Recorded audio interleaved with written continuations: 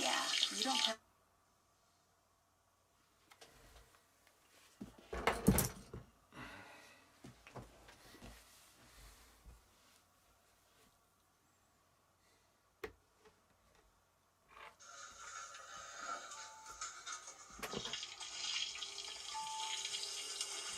Yeah, you don't have...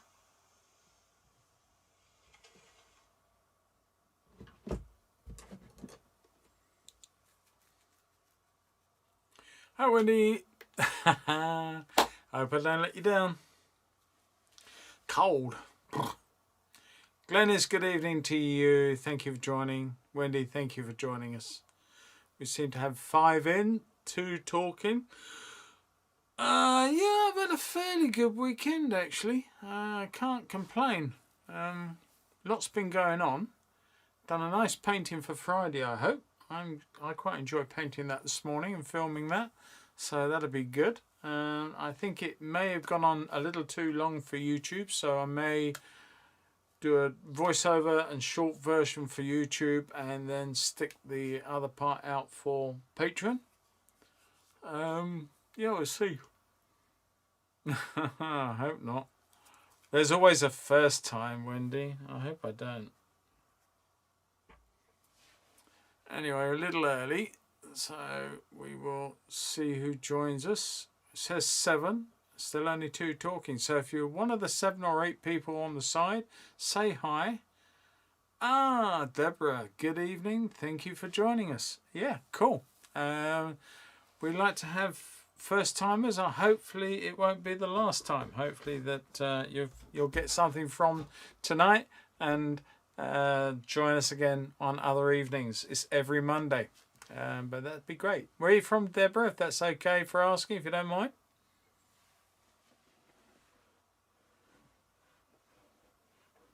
Sean, good evening to you, sir. How's Cornwall today?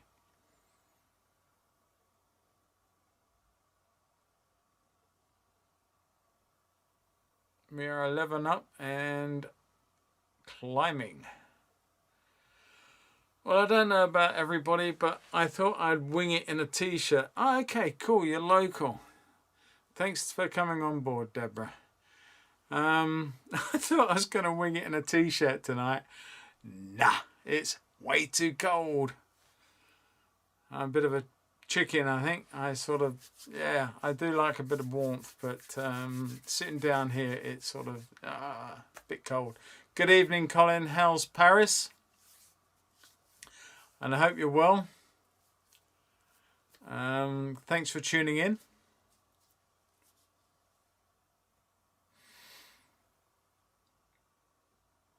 Let's stay awake long enough, that'd be the case. Misty on the north coast. Oh, well, that southern coast is much nicer, gotta say. You'll probably not agree with me, but there you go. I've not seen anything of the north coast apart from going up round Bottolac, and I'm sure that's not quite as north as you would expect. I can't use CP, but wanting to use pastels. So I bought some and haven't had... Oh, okay, well this is coloured pencils, so I hope that doesn't disappoint. But I did a few weeks ago, I did a pastel pencil one on a kingfisher. Might be worth having a look back on. Yeah, as cold as we are. I'm sure it is, Colin. It is quite cold, and it's not going to get any better, so I understand. But there you go. We shouldn't moan. We've had a great summer in terms of heat. Okay, well, I'd better start doing something, and I say, there we go. Let's uncover. I've had it covered up to protect it, so there we are. Just make sure there's no dirt on it. No, it's all good, all good. All right, so there we are. One tiger's eye from last week, and we're going to continue this on today, and hopefully going to work in some of the fur and see how we get on with that. And the thing you'll notice about this, I don't know if I can actually show you on, I can't, can I? It's not going, but across on the photograph, across that area there, and excuse my fingernails, I've been painting in oils and all sorts today. across here there's a shadow, and one that comes down here, and again up through there. Those are shadows from the bars of the cage the cat is in, and therefore not to confuse using those colours to give you some extra shadows on the fur, especially the one above the eye. Very easy to fall into the mistake of thinking some of those areas across the white are a little grayer. They're not. They would be as white as the rest of it. Derek, good evening to you, sir. Thanks. We'll do. It's freezing here in Canterbury. Yeah, tell me about it. It's cold enough down on the coast here. So you're inland, I expect you're getting a lot colder. Derek, the fish are all fine, mate. We got them home. The two smaller ones went to my son, as I said they would. They're happily ensconced there, and albeit a couple started sulking, but they're okay. The one with the gold bleep, no problems at all. They're all swimming around. A couple of them come up and fed later on in the day, so all's good with that, my man. Thank you very much. They've got a lovely new home. They were whoppers. I don't know what you've been feeding them on. You'll have to let me know when you got them, how long ago you got them, how big they were. Give me some idea of their history. Jim, good evening to you. No problems. Glad you made it. Right, I better do something. I'm saying hi to everyone, and that's great, but I better do some work. And now, the thing is that the white paper will be some of your whitest marks if you're going to use that. And indeed, in here, I left some of that white negative space with a pencil last week, but what I want to do is suggest that we can use some of the off-white colors, this lovely cream color. I don't know what they call this one. They call it Ivory 103. So I'm going to cover up the eye and start working on some of these areas here very softly. Now, the thing about the ivory over and above the white, or leaving the white, is it gives you a real sense of real bright light. And so I'm just coming in gently with some of those marks now. I'm going to slowly build.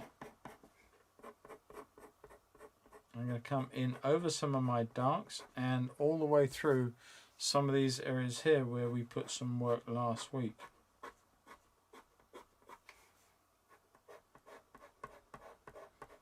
Just to soften some of the transitions and put some more material down. Very, very hard to see some of this, but it will build a little glow over a period of mark making. So it becomes a little bit more mundane in a way compared to last week when we had all the interest of the eyeball itself. So hopefully you'll get something from it, and yeah, find it very, very useful. I'm putting some stronger taps down in one or two places. Now on its own, this color really isn't going to sort of say, wow, there it is, big white statement, big white marks. But what I will be doing is putting other colors within it. So I will, for instance, probably gonna, I keep looking at this green. I've been looking at this very subtle green, a very nice little icy green. I'm just going to tempt one or two into some of these areas here, which is suggesting a bit of shadowness on some of these dark furs. The blacks will come out finally. So it's almost like they're an under color. Any questions you've got, guys, just write them down. Ben, good evening to you, sir. Glad you could join us. Now, I don't know, are all my patrons that are normally here tonight? I don't think so. Judy, you're not in at the moment. I'm seeing you. Teresa's not here. Keith's not here. So I'll wait and see if they join us. So anyway, I'm just coming back in, and I'm going to subtly change some of the transition between the black to the white as this goes on up into the fur. And it's a very, very subtle green. It just gives a nice feel to the whole thing.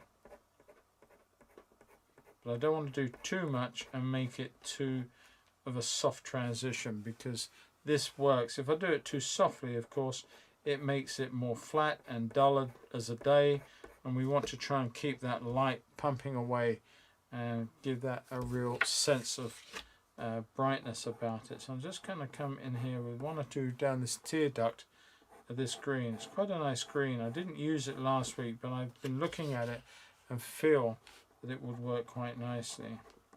Just one or two taps in here as well. And by putting some in other places, of course, we are creating a really nice sense of what's the word? Is gone. Oh dear. It's going to be one of those nights I didn't have enough brain food. It's going to create a lovely something. Harmony. That's the one. It's going to create a lovely harmony throughout the picture, because the brain, you may not see the individual greens here, there, or any other colours in different places, but what your brain will do is pick up some of those colours and relate them to each other, and therefore the brain picks up on it and it creates that harmony. You don't know why you like a subject, but you just do. I'm adding some of that green in over the oranges here, so they're not directly complementary, but they are getting close to the sort of opposites on the colour wheel. Obviously, if the orange was more red or the green was more blue, then it would work even more so to my favour. But because this orange is quite deep in places towards the red, and because this is a cool green towards the blue, then we have a little sense of that harmony working for us and in our favour. One or two areas up in here where the orange is going away. I don't want to make the green so obvious, it's just there, it's just helping. Okay, I put that down. I'm going to try and leave my pencils that I am using. I ended up with so many last week I could hardly move between them. Now I've got a very pale grey, and it's a cool grey, and that will go against that warm yellow in one or two places, adding to where that blue, that green has been, just flicking in one or two subtle little darks or areas of shadow within the yellow or within the white fur, as it were, just to give a sense of depth to that fur. And it's not a lot is actually happening. I'm gonna bring that image, my image, down a little bit more so I can see a little bit better what's happening up in here. And there's lots of little dark flecks, because although we've got these clear eye stripes working, they are not absolutely that clear, but I don't want to make them big dark marks, so I'm trying to suggest with this cool grey, this pale grey, that is allowing some shadows within the white and adds depth to the white fur. That's the plan.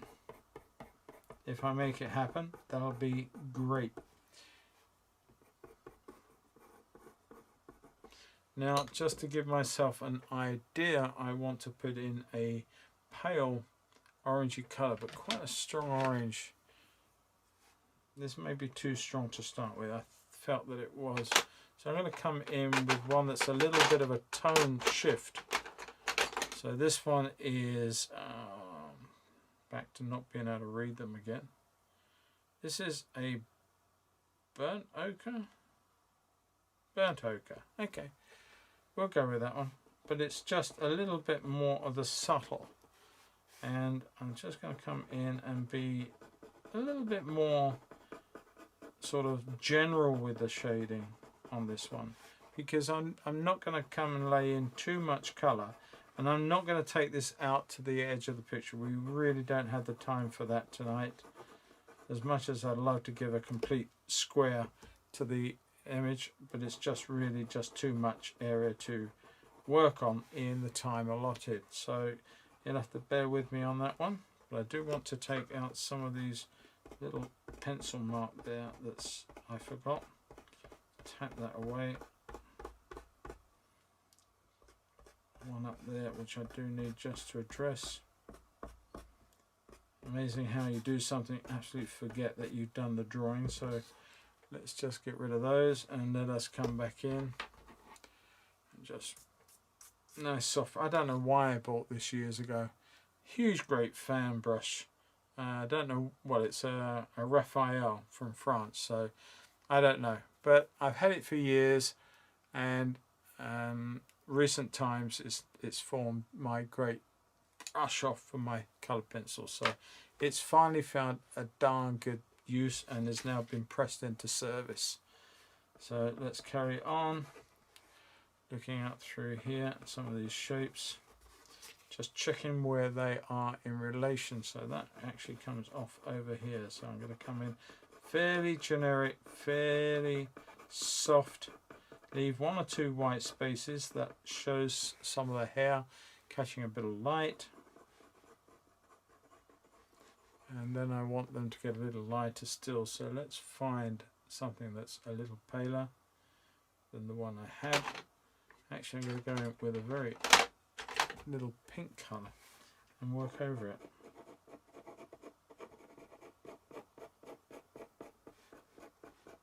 Taking it up through so there's a nice gentle blend out from one to the other.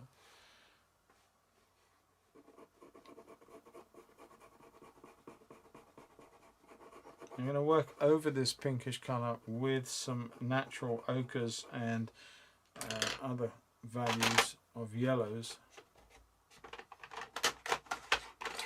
Not bright, but just subdued. Where are we? Have I missed anything? What paper are you using? Yes, I am using pastel matte, white pastel matte for this one. Liam, good evening to you, sir. Sorry I missed you. Yeah, Deborah, it's white pastel matte.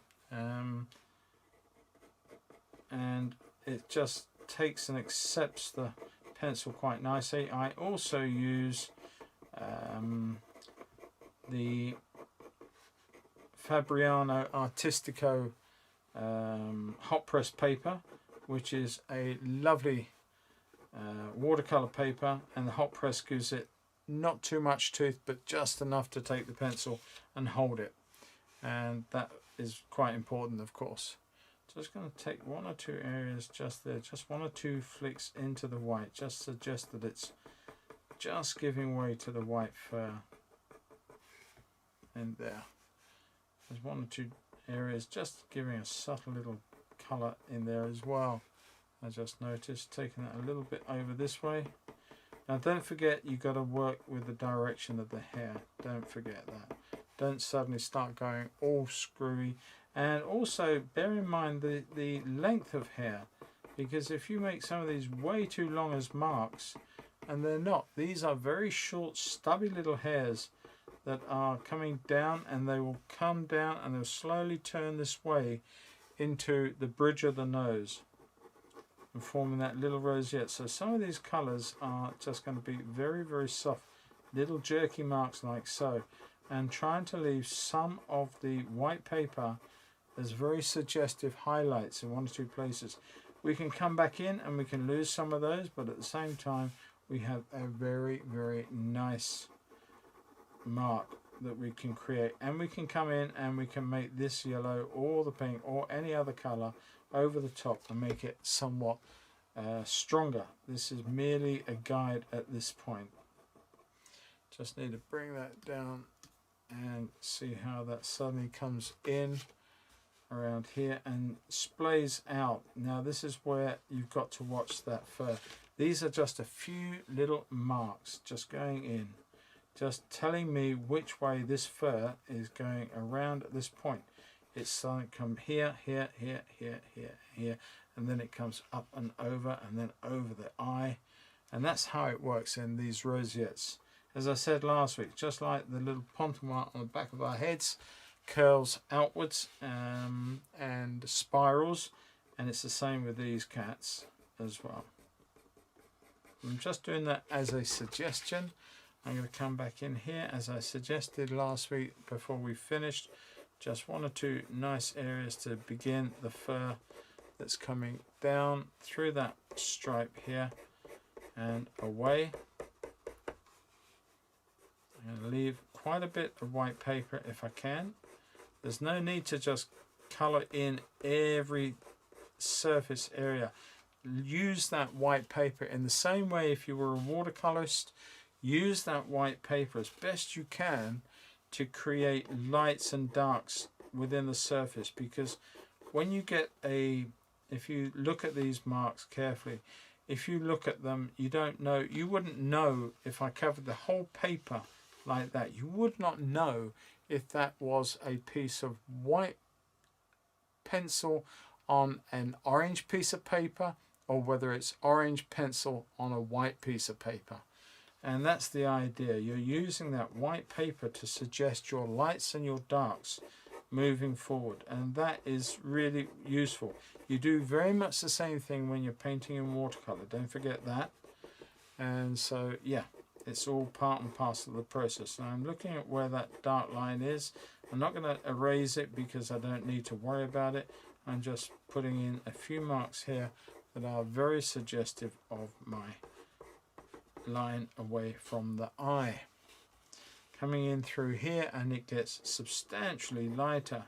So I am just putting one or two darker taps in, but suggesting that there is that transition between this area and this area here as we come down and we come in towards our next big dark statement, which comes through there and down through here. But in the meantime, I am just putting in one or two taps and marks here. Very, very minimal. You do not need to have the whole thing fully layered up with tons of pencil. You can. There's nothing saying you shouldn't. But I'm just saying, for this purpose, I don't really feel the need to do that. Okay, I'm going to come in with that yellow, just punching out some of these lights within it. Very hard to see, but the brain can pick it up.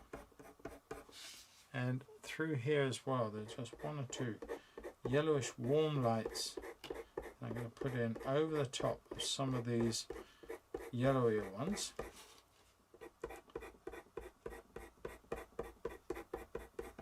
Like that. Now I'm going to come in with some deeper brown. What one? Where are we? I'm actually going to come in with this one. This will be the base of my blacks. Now black hair is seldom black. It is almost certainly to be a deep dark brown. This is burnt sienna. Put that one down for a moment. And I'm going to come in here and suggest a few darker areas that are going to be one or two blacker spots. But I'm just putting this warm colour in as a base colour before I come back in with the darker spot marks. And take some of that up through here too. Now these hairs do tend to be a little longer, and I will get rid of some of the white paper because they will not show highlights in the same way as other places. So we're going to pretty much cover a lot of this out with the burnt sienna. And take it all the way down to about there. And then it gives way to all those lovely oranges. One or two darker flecks as it moves away, and the hair thickens through this part back into the stripe itself. Just going to bring that down and see where that stripe is. Pretty straight. It goes off at a tangent over here. I'm probably not going to take it up that far. In fact, the photograph itself has been cropped well below that mark. So I'm going to take it to there. And probably will just stop at that point and come back and look at what we're doing with everything else. Some of these are really dark, long hairs, so we're going to put in a few short ones to warm up the base of this stripe. And now we're going to work that negative space again. Be conscious of that. These light areas I'm leaving are not being left randomly. I'm trying to suggest the white hairs pushing into those dark areas, and then the positive will be the reverse, where the darks go on and into the light areas. I'm going to put a few warm colors into some of these here. They will not be so noticeable once we finish. They will be dark, but there is that little warm undertone to them, which I want to try and preserve.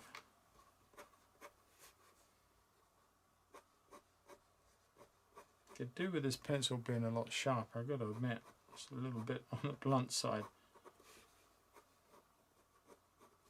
I'll probably take steps to change that and alter that in a moment. Now this is part of this one here, and extends right across. So I'm going to bring that through. Just give that lovely undercolour, that nice warmth to it. And then it will have a little gap, and then it will come into this large flash out. I think I get a bit mixed up. Let's double check where I'm at. That's that one there. Very easy to get confused, and that is this big one. Yes, there we are. Back on track. So I'm still leaving 1 or 2 bits of light. There are some pushing through. Even the dark patch across the eye has still got some lights hitting it. So we're going to be careful that we don't lose all of that. Try and preserve some of that. Now that dissipates and goes into that fur, so I'm going to leave that at that point and just work with this one now, warming up some of this. Some of this dark in here can have a bit of warmth through here, but I want to change some of it to a cool. There's warm in here, and I think if I remember right, I've already done that. So I'm not going to go over it again, but I want to put some blue. I want a little bit of a deeper blue. I think this is an indigo that I use, dark indigo. Yeah, I'm just going to bring some of that into here just to cool that part down where it's hitting a bit of light, and then a little lighter blue in the form of, say, lighter, not much lighter, just a little lighter, and that will be that very long name blue. Let me give you the number instead because I can't pronounce it. It's 247. There you go. Just want to give that a sense of cool across there. Don't want to make it too blue, too obvious. I'm just going to put a few very pale taps in, just tapping away, just catching a little bit of light on some of those darker hairs there. Leave that to hand in case I needed it again. Come back in with some warmth through the back here and tap that away over here.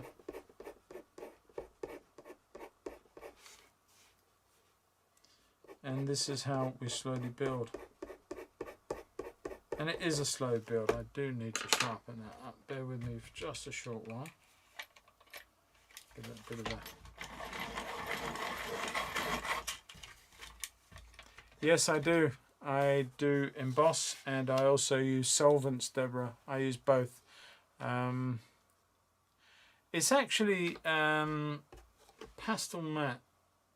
It's pastel matte. It's more than paper, but it's not a heavy board. It's somewhere in between. I'm just trying to find an odd piece. This is a tiger's eye I played around with on some a couple of weeks ago, and it is quite a stiff card. I suppose it is a card more than a paper, to be quite honest, when you do that with it. So it is quite stiff as a card. And you can buy pads of multiple different colours, or you can actually just go and buy a pad of white sheets, and you can do whatever you like in that fashion. They come with glassine paper because essentially they'll work with your pastel pencils too. In fact, that's what they're originally designed for, as a pastel sheet, as a pastel surface. So it's just that colour pencil artists have enjoyed using it too. It has very similar properties, and in fact it's got to be said that the material colour pencil or pastel is not, should I say, it's not stable on pastel matte as it would be on a good watercolour paper. So it's just worth bearing in mind. Did I see Teresa there?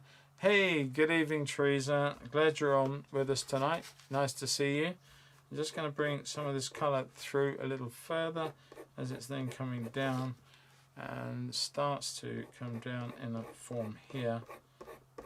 Not quite to meet that other one, but it does come in. Lots of lovely colour coming off of it.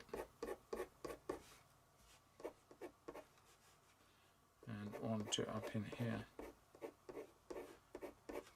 Okay, now I'm going to come in with the black, and I will also come in, before I come in with the black, with a very dark warm grey, and they call this, well, it's dark sepia. Yeah, that will do the job actually. That will just give me that extra bit of dark warmth, and then I can come in with some blacks. Because as I keep saying, that the hair on a cat or any dog is not actually black. It is a deep dark brown. You catch it in the sun and you'll be amazed how warm that suddenly turns. And put 1 or 2 warms into this blue again, just to mix them up and let them come through.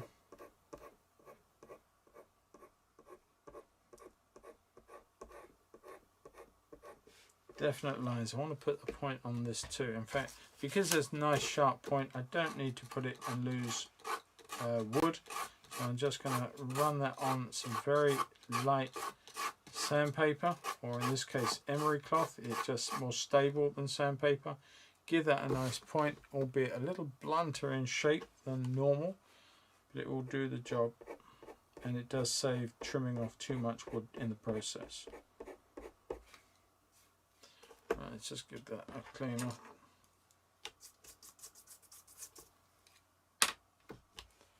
And then bring 1 or 2 of these marks down through here. A very, very little line of dark that suddenly appears down through here. And then we've got to work on this area here. Actually, I think I've got myself a little confused. I really do. That area here and that area here, this comes down a lot further. So my drawing is out. I'm just going to put a couple of lines there, and I will leave those as they are, but this has got to come up into this shape. There, there, there, there. Coming down through to this part here. So, okay. So I'm just going to come in and just work on this area, this big cheek spot or stripe, which I completely omitted. Got a bit confused with my drawing. So I'm just going to come in very, very quickly and lay this darker base in.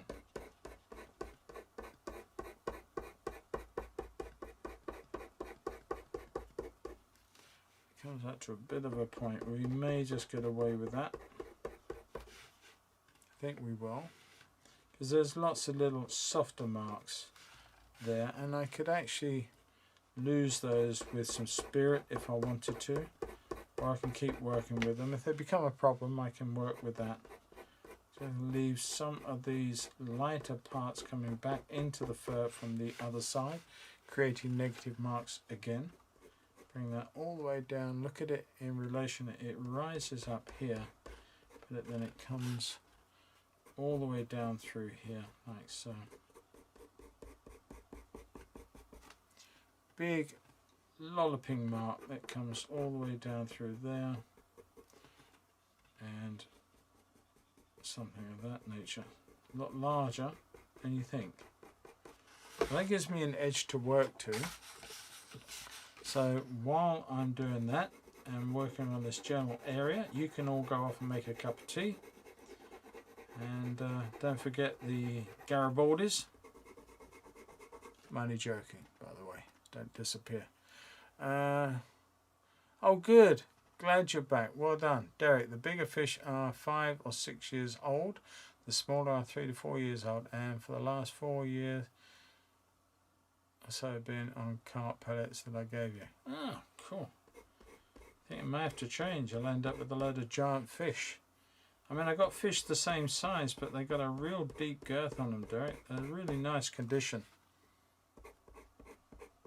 Just coming in, I'm pressing very, very hard with this now. Really trying to assert this mark in on the face, but I've got to try and leave as much light material to come back in and suggest the beautiful flecks of white fur either creeping in from one side, or indeed where these darks are creeping out into the rest of the face as well.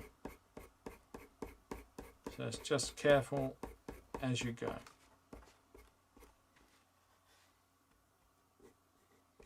Now, if you've ever seen a tiger really up close and personal, I have.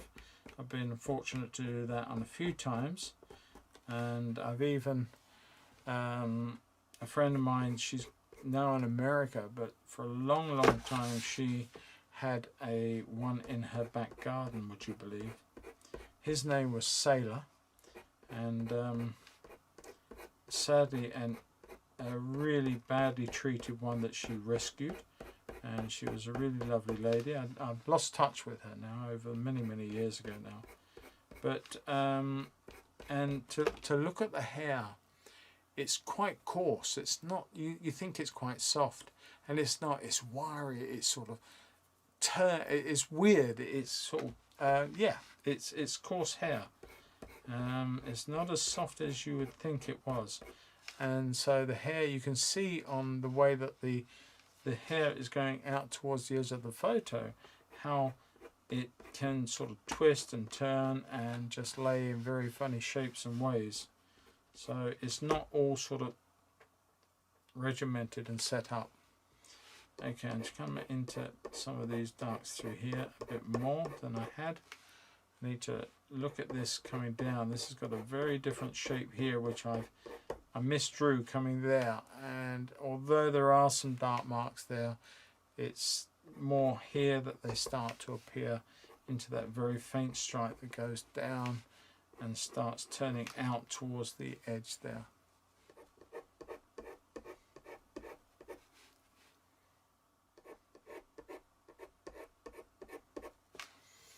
Now I will not, depending on how far we get with this tonight, I will not probably take this into a third week. I don't think that you will want to watch a total of 3 weeks just me doing hair on this cat.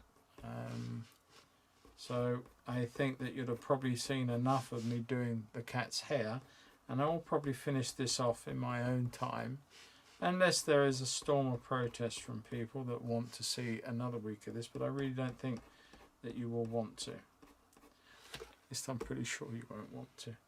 Alright, I am going to put that sepia to work now. It's amazing when you get a set of pencils how you start using certain colours and you start getting your favourites, and you know, things like the black of course get used a heck of a lot, but the sepia to me, both in painting and in colour pencils, is got a great place, and I do love it. I'm coming back up to the top now for a little while. I do like working over the whole of it. I worked on the eye solely last week, but I want to work on other areas now and just build up the depth in some of these eye stripes here.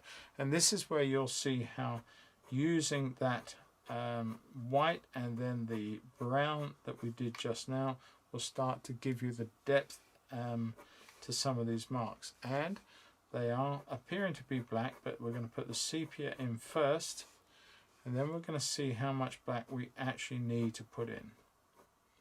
Just a few taps where you can see some of the dark fur just meeting up and moving through that white space into the other mark. So a few just tap in there, and it's not one triangle, it's lots of little shapes moving away. So it breaks up the absolute overall shape of the cat's marking.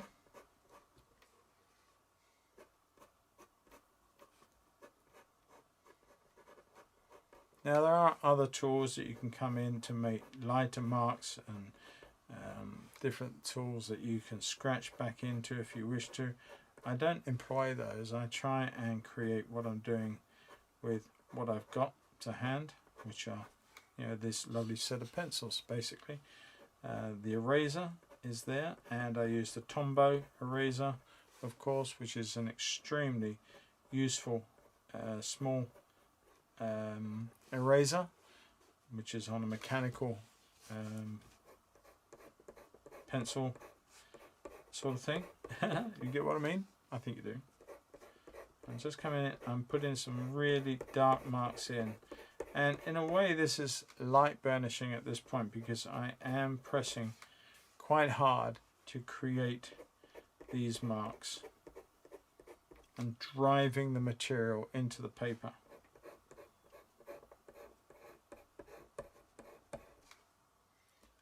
so. Now this is going to get thicker in here too. There's nowhere near enough material going on here at the moment. I'm going to come back in with a very overriding and very powerful statement of the sepia, and then we'll come back in and we can put in the blacks. Now we could also come in with some solvent if we feel what we got a little bit too heavy, but I feel that we have not reached a saturation point with material onto this paper. It's quite capable of taking a little bit more than this, so we will carry on until it becomes an issue, and if it becomes an issue we'll deal with it then. Okay, now I just want to come back in and play around with this area here, this little bit of white, because it is going to have some lighter marks in here. I'm going to use some of this ivory color first and foremost, but now I'm going to come in with a warmish grey. I think I've got a very light one, very light, very similar to the warm cool one, light cool grey. Oh good lord, I'm going to go to bed in a minute and get up tomorrow and start again. Okay, I'm just trying to mix up and use some of that warm grey to just break up that solid lump of white there, and let that come into areas and fuse one or two areas together very, very subtly before it goes on and into the oranges, like so. And just change one or two areas in here, change some of their tonal shift, take them down a little bit as they sort of go in and get a little bit of dark around them. Okay. Now then, Sean, love the picture of the crowns, Paul. Thank you, Sean. Yes, of course, I forgot that. It's right down in your area. I'm glad you liked it. Number 247 is pronounced Indathrine. Yeah, I know what it's pronounced. I just can't say it, Ben. Trust you to look it up. Luke, good evening to you. No problems. Well, I'm sorry, mate. I do hope you make as many as you possibly can. It's good to have you with us and enjoy your company, mate. I'm going to put in a few little warm taps in here just against some of these eye marks, just to give a sense. Now I've got to be careful, don't get confused, because that little shadow mark is running up through that part there, so I'm going to be a little wary of that. But it also allows me to put a few sort of statements with the white and just to change what you're seeing exactly. And lots of marks through here and little taps. There are just so many subtle little shades and shadows between the white hairs that it's not just one solid coat of white. There are many little subtle colours, little changes in tone and chroma that will give you the sense of deep fur, deeper fur, I think is what I'm trying to say. It also gives you a base that you can come back in and put some of the darker taps across them too. But you don't want to overload it and make it too much, because it will just become dull. So again, we're just going to use some of these little taps here, little stubby marks emanating from the eye, and it's the little taps, almost literally little taps like this, because the hair at some point was actually going to be facing you, and so the degree of length is so short that you're seeing a little spike, a little tap right on the end, and that just gives you that sense of depth. I'm going to work one or two into this area here. I'm working blind in a sense because I've got nothing on the screen. I've moved the picture off of it. I'm just going to put one or two taps in here. We will build this area before the finish, but for the moment I'm just putting a secondary layer in, just a cooler. It's still a warm grey, but it's cooler than the oranges, so by default it is a lot cooler. But if you put this against a very cool colour, of course it would look warm. So that's the whole thing. I'm going to put one or two marks in here. and sort of slowly changing one or two shapes that I've seen from last week, just adding one or two extra marks coming in. And this gets quite, not orange, it's sort of matted. Down here is not orange, but it's not blue either. So we're going to come in and we will tap away with one or two other colours, like so. Right, I'm going to have a quick slurp.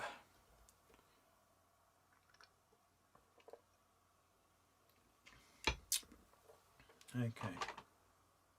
I'm going to come back in with a few deeper oranges in one or two places, just to beef up. And I want to put a sharp edge on that one too.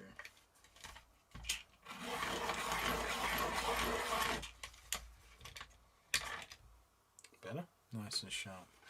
Just going to come in with one or two little bolder orange marks. They are not obvious, but they are leaving an impact on the colour, and they just brighten up the colour here and there, just increasing the orange and the chroma, the intensity of the orange, by doing that. But don't do it all everywhere, just make it in certain places. Otherwise you lose the effect. You just subdue it by doing it everywhere. You lessen the impact. Less is always more. Like so. And look at some of those up in here in a moment. Let's do that now. Just one or two darker statements of orange coming into some of these areas here. Off of some of these here as well. There's some of those little bit of warmth emanating from some of these eye stripe as it comes across and then makes that transition into the orange fur at the back of the eyebrow here. So, and that's going to go up with some darks, but at the moment I just wanted to make that a little bit more obvious.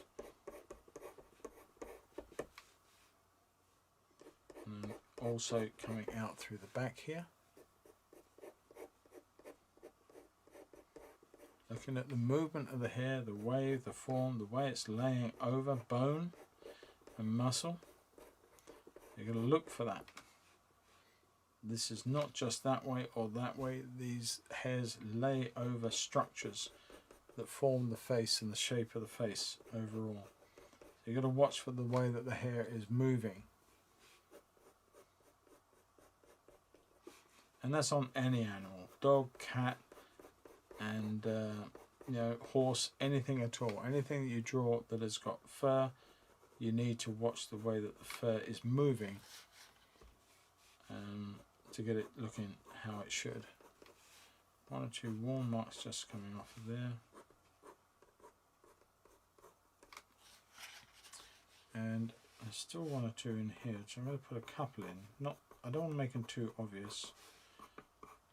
Now I'm going to come looking this side, coming back down on this side. Now this side has got a lot more darks than that, but they're also picking up some of that shadow, so I've got to be aware of that.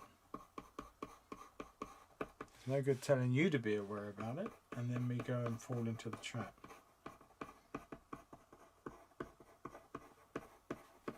I'm putting less marks but darker marks that will leave some of the lights and more of the lights and more of the whites. It's a case of slowly picking it out and building it up.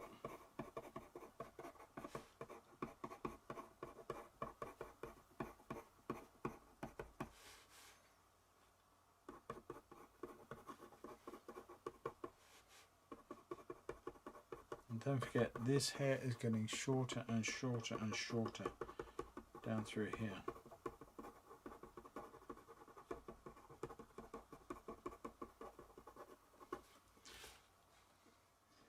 Think of it like newspaper print, like mezzotint prints, you know, where you just got a change of degrees of marks that will give way to more light or less light accordingly. And that's the same with this.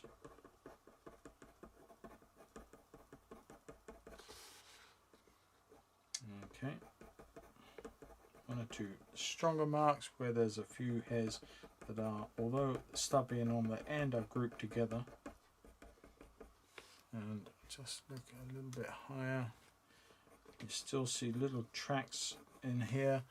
You get little furrows of hair that form little eddies and shapes.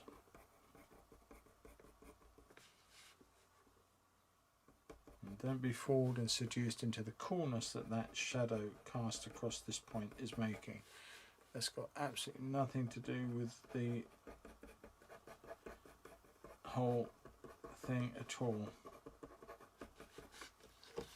Okay, so I'm using the white paper extensively here to give me the sense of light within the fur itself. I'm coming down here further now, and I've got that lighter colour. I just want to pop back to that if I can find it, that yellow that we were using earlier. Just going to put one or two taps in there to reinforce what's already here, but not too many, just enough that the brain will pick them up and identify the colour and create the harmony that you're seeking to promote with this. Okay, now I've got to look to that shape here and look at the reference of how far this comes down here to meet with this area here. There are going to be a lot more darks coming in, but I'm just going to layer up some of the lights in here to begin with, just softly put them in. And one or two in here too. There's a lot of white in there, so I don't want to lose that. It comes down a lot paler here into some darks. It's quite cool in this area, which we put in earlier. Now again, that shadow is running through there, and I'm not going to be drawn into that. I'm going to use the lights in here.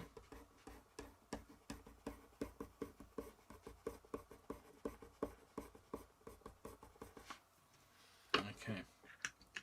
Now I say that this is my way of doing things. It's not the only way. You can really... Oh, what's happened? Hang on, I hope everybody's still with me. Yes, you are still with me. I put something over the whole lot. I didn't think anybody was there anymore. Sorry about that. That threw me for a second. What I was about to say was that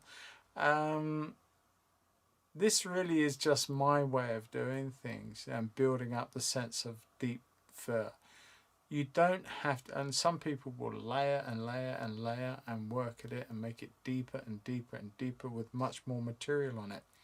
I'm trying to make mine as minimal as I can. I want you to look at the eyeball. The rest of this is the supporting act in this particular instance. And I'm trying to use as much of the white paper that I can to corroborate all the light areas within the whole thing. Now I would do the same thing, as I said earlier, with watercolour. And it's no different with this. This needs a point on it. It's no different with this. There's, you know, the white paper is as much your friend as it is a surface to work upon. So it's there to be used. I'm just coming in with a medium value just to give another sense of light and dark through here, especially down here. Actually, there's quite a little bit, and the hairs do start getting a little longer and a little bit warmer as they come through here, start to build in intensity, certainly in length anyways.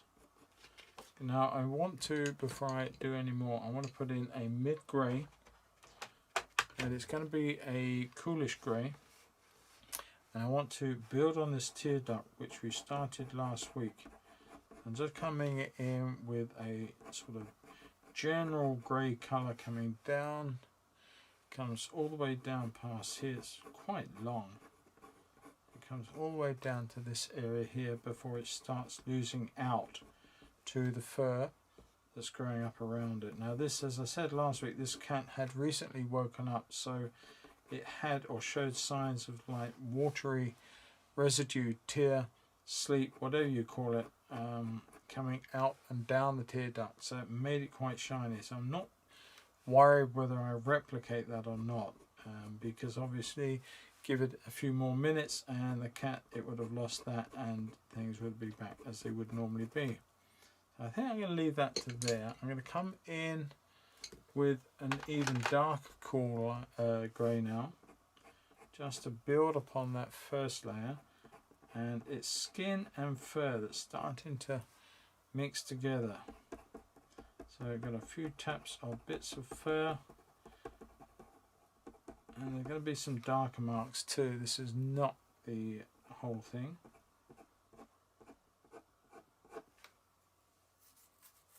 Just checking what I'm up to.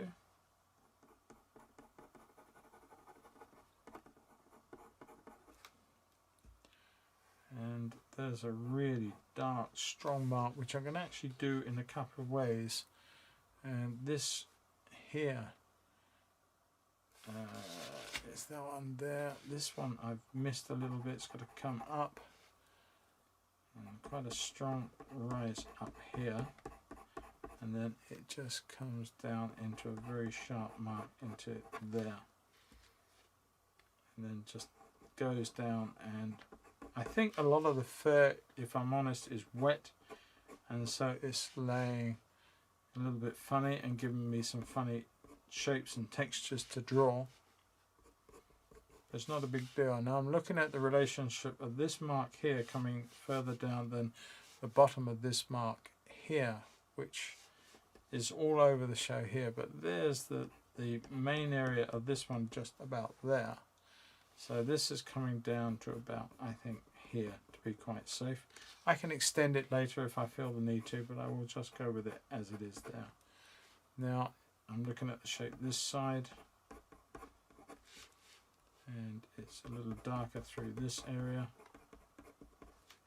and leave it like that, and come in with some black again just to finish that. Judy, good evening to you.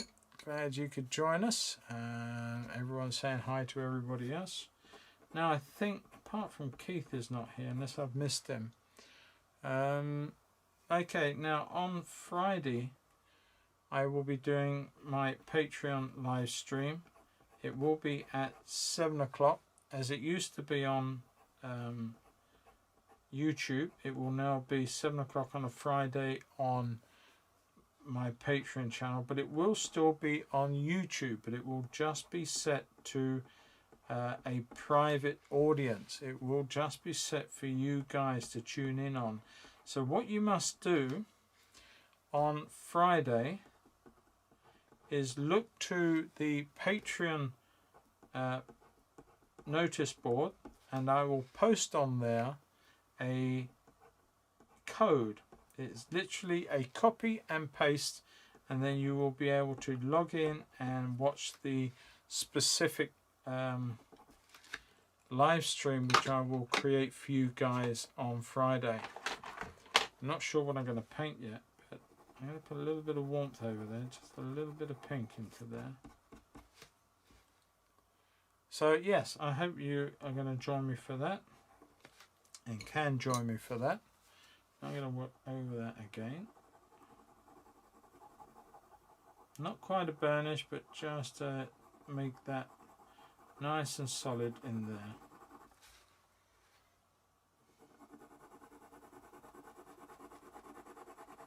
Just coming over in a different angle just to make that very, very strong statement.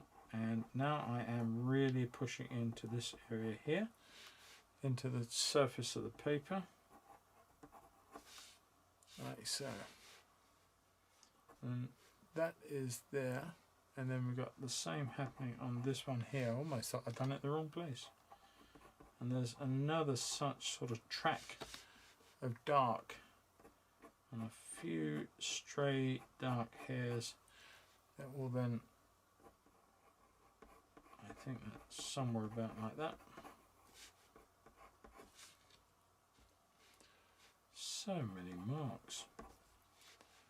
Should have done it in oil paint, you know. Would have had it done 3 years ago. Right, just 1 or 2 marks in there. Now there are some little taps of colour, and they're quite bluish colour actually looking at them. And just come in with a little bit of blue just to play around with some of those areas, just to suggest them. in there. One or two of them are a darker grey, reinforced one or two, but I don't want to lose the whiteness of it for sure. There's a very, very strong line of black all the way up through there, and then it just goes into the shape of the eye there. Okay, another glug time. Wendy, nice one.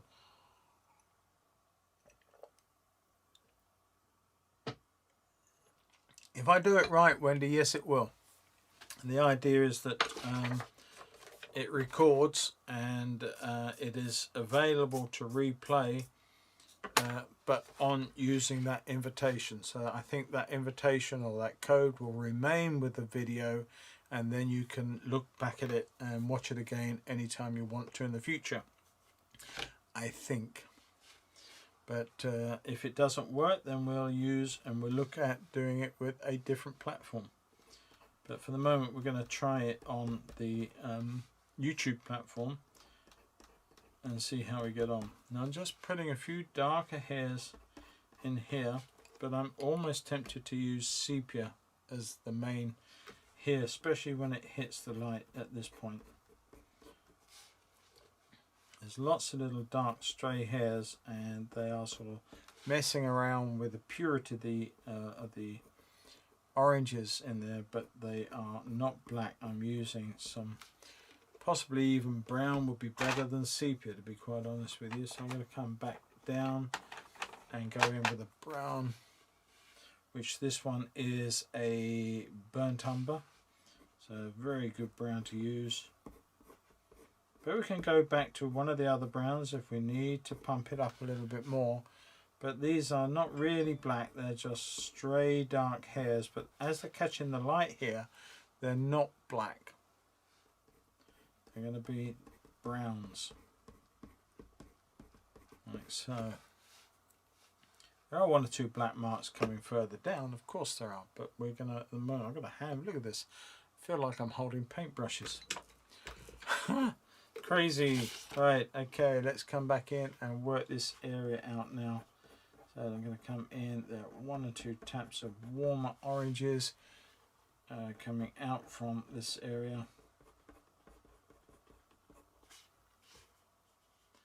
And they will radiate out from this point. They will sort of come down and they will start coming like I was describing earlier.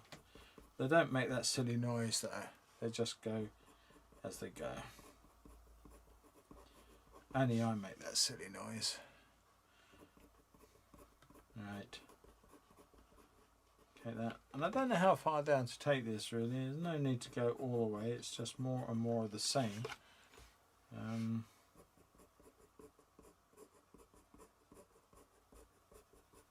take it to a reasonable finish, I suppose, taking it away.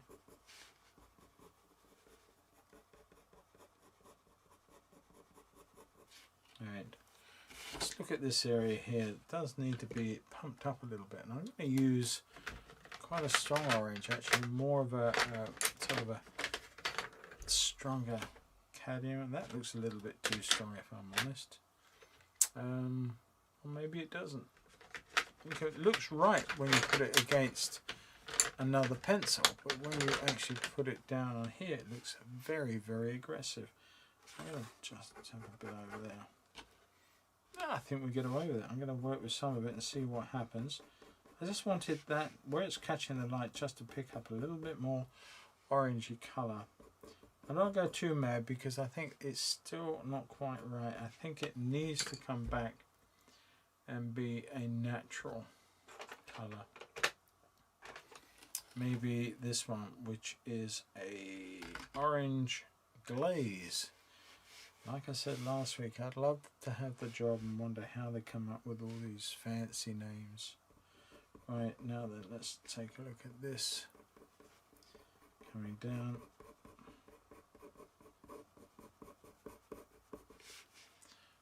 I still don't like that.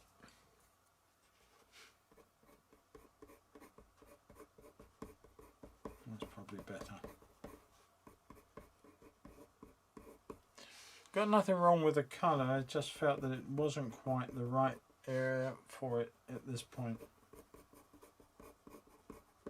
And I think now we're in with a shout.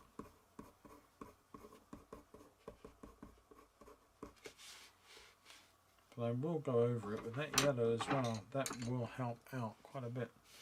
Just punch some of that back in, that yellow ochre. That's what I call yellow ochre. I don't know what they call it. They call it light. Oh, okay. Well, light yellow ochre. Fair enough. Who am I to argue?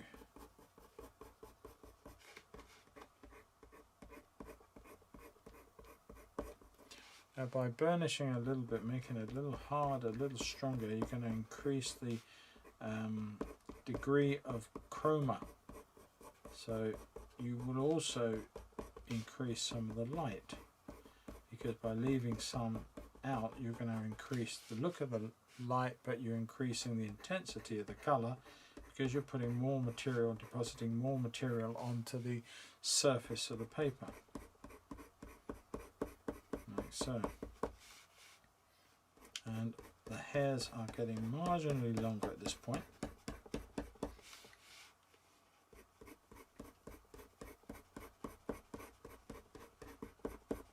I'm working the pencils a lot stronger than I was.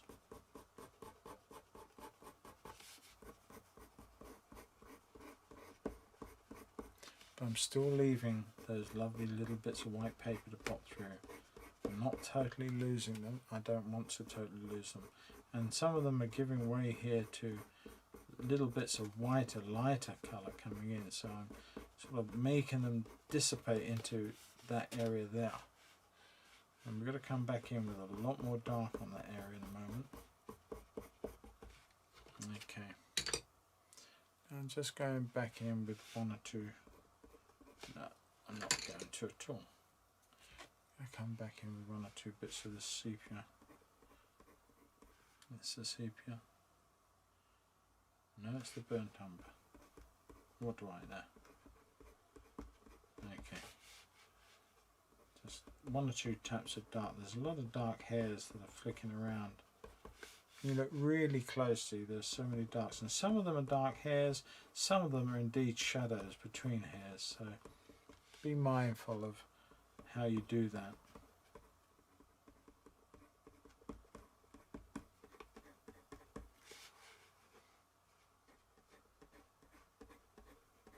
Softer pencil without the sharpness to it will push. It's quite blunt, so what's happening is it's pushing in material and softening the edges, almost like a little burnish in its own right every time you deposit the pencil down. Right, let's come in with some warmth into this fur here. It's going to get a lot darker, and we're going to make the whole thing a lot darker.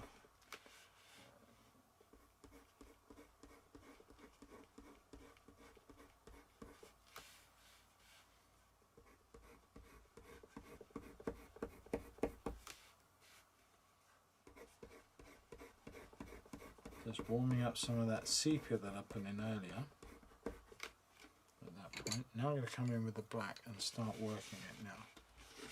So over this spot here, for instance, we're going to put in a lot more dark,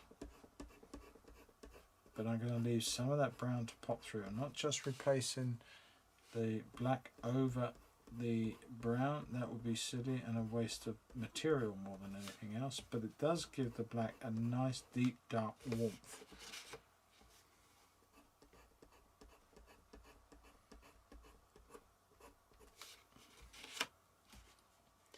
I'm going to work this whole area down now.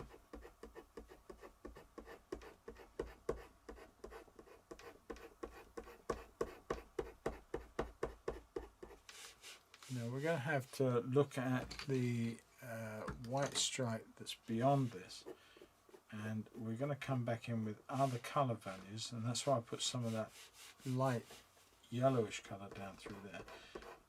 But I don't want to replace all this brown, all these lighter colours just with a solid black. That's just no good, it's just not going to work. You need to create the depth, so I'm using the same process, the same way of drawing and just leaving bits out, but instead of leaving bits of white paper, I'm just leaving bits of the darker or warmer or cooler grey colours that are underneath.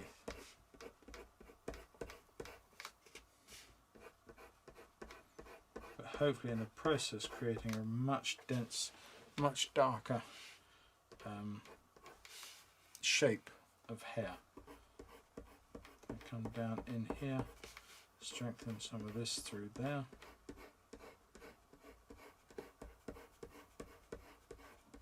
Now I have just, you saw me change the direction from there to there, so concave to convex in a sense, and that way you just put the odd stray hair in a different line and create that roughness that is in the fur.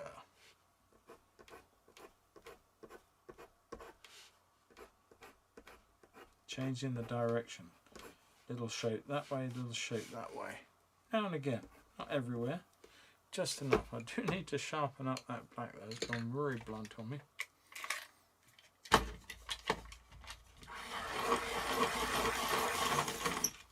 Okay, nice and sharp, there we go, and another glug is needed.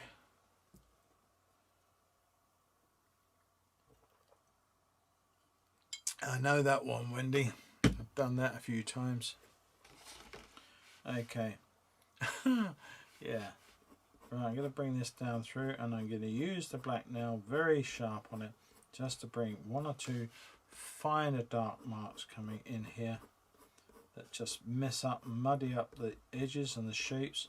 One or two of them can be very, very dark, and others just quite light. But don't lose some of those lovely white bits that appear as white fur moving through that structure. So try and remember them, because you don't want to lose them all, because you'll end up with just this round shape, and it's anything but that round shape.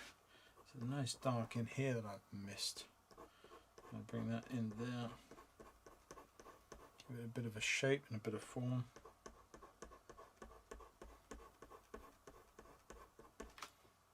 Okay, and this one really needs a bit more work to it too.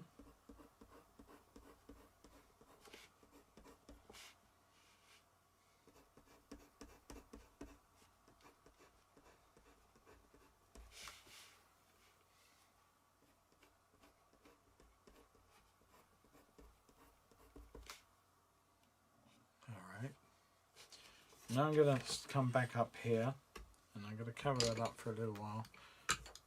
Just give it a break, a little bit of fresh air as it were, and just work into this nice eye stripe and give some power to the top of the cat.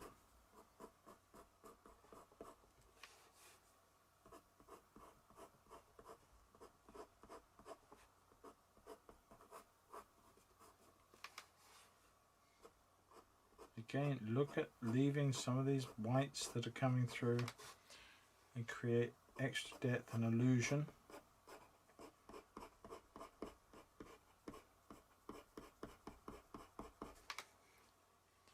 Bring that all the way down.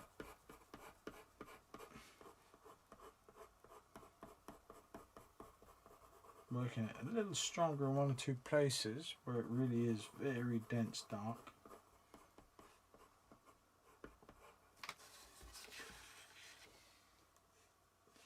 One or two, oh, just broke that off, that caused me a problem.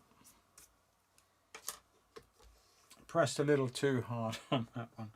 Now this fur is coming in at an angle over here, and there's a little dog leg there. So I'm going to bring that through like so and make that little shape there. Getting a little bit too close to the eye at this point, so I'm probably going to bring that to about there, I think. To make that dog leg a little higher,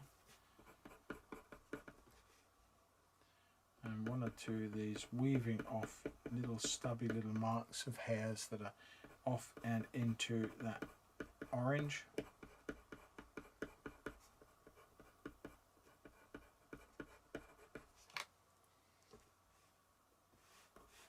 So that shape can go on quite a way up there somewhere. There's that little one right down here which we've left at the moment. We're going to do that right now. Now then, there's the thing. How far do you go with some of these richer marks that are in this fur? Because these are creating the depth, and at the moment I really don't feel I'm creating enough. I'm going to come back in with a few more values, but I don't want to lose all those lovely whites, because they are what are giving me the subtle differences. I don't really like that colour. I'm going to come in with something a little bit stronger, a little orangey.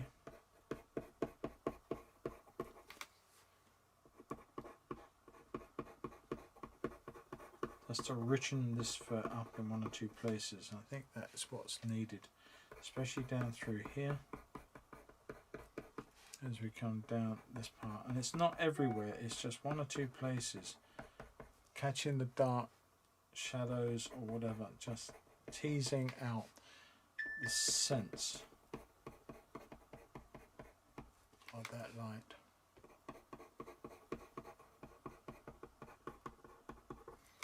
And we'll look to bring that in further down around here.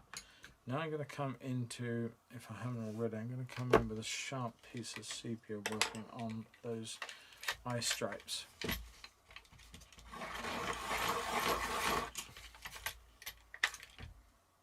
There you go.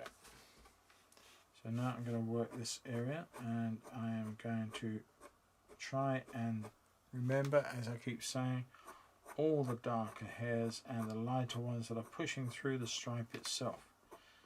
So I want to make some of them really, really dark. Whereas there's not going to be an eye stripe. But then I'm going to allow some of them to come in to that area. So I'm allowing positive and negative space to work.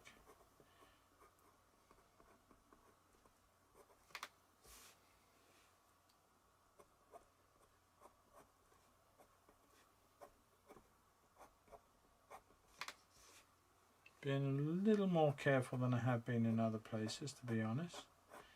You can't take this stuff off very, very easy. It's possible, but rather get it right than try and take it off.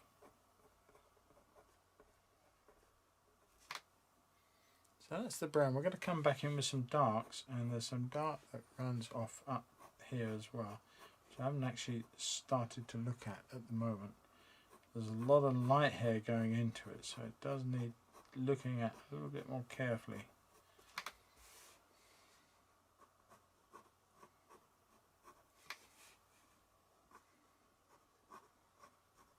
But I think putting less on is creating more. Now, I did listen to some talk of another video which has captured my imagination a little bit. And it's talking about, oh, it's got a name, but it's the 80-20 rule. 80%, 20%. 80% of our effort is wasted when 20% is more effective, and we can get away with doing so much if we do 20% and examine it. I'm not remembering it too well from what I heard earlier, but it's quite a fascinating concept, and it has worked out. It does work. It is a formula that has been looked at over time, and it does happen to be, I suppose, correct. You know, we spend so much time doing stuff that we can actually do a lot quicker if we examined what we did and the way we did it. But there is a name for it, and one of you may know, but I can't think what it is. There you go, Ben. There's your next question to seek out. What is the name of the theory for the 80-20% ruling? It's not set in stone, but it is just really a very good guide. That's lost its sharp, so I'll give it a nice little sharp edge.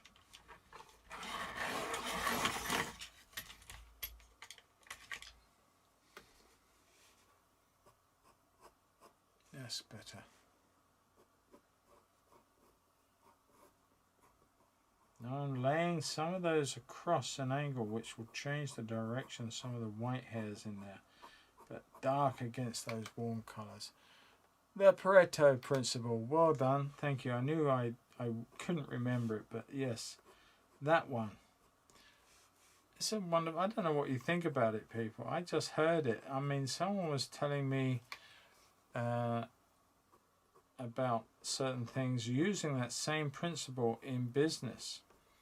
And, you know, they used that as part of their marketing strategies, and it worked for them very, very well. And I just thought that it would be, well, I wonder what you think about it. I've never come across it.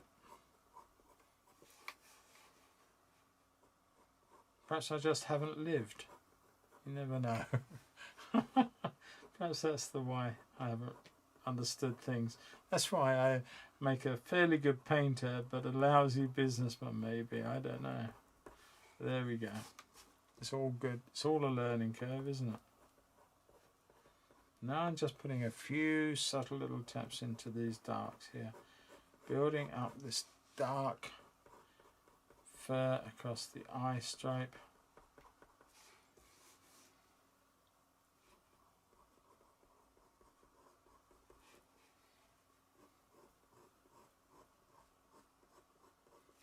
Right, so are you focusing on the 20% of the activities you produce, 80% the results in your life? That's the one. That is the one. But it isn't it. The way I had it told to me today, that there are many things that when I looked at, I thought, oh my Lord, yes. You know, even to the point of getting up, going to bed, and all these things that we do in our day-to-day routines, that, you know, if you look at it and examine it, 20% of the effort creates 80% of the benefit, and we just miss that sometimes.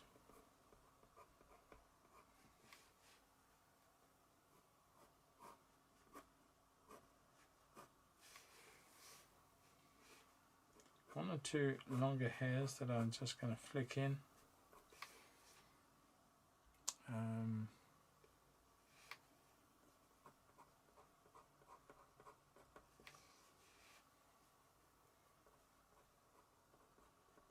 Subtle little taps. Every time you start putting more detail in, you get a little finer with your mark making. Just becomes more and more sort of looking for all the I's and the T's that you're starting, like we did in here, all the little subtleties.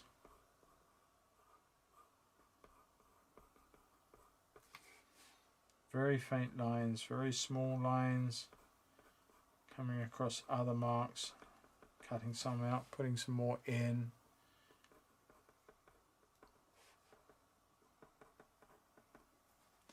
They start coming into little marks in here that are just sort of coming across and kicking out from the eye itself. That's why you need that pencil nice and sharp at this point.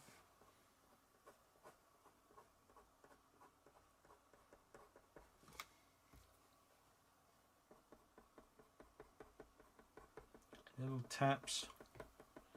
Don't forget the size of the hairs at this point.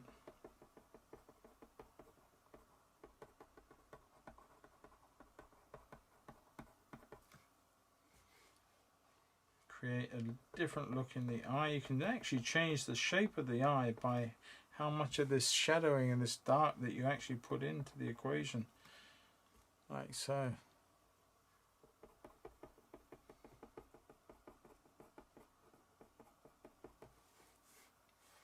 Okay, this is building quite nicely, I think.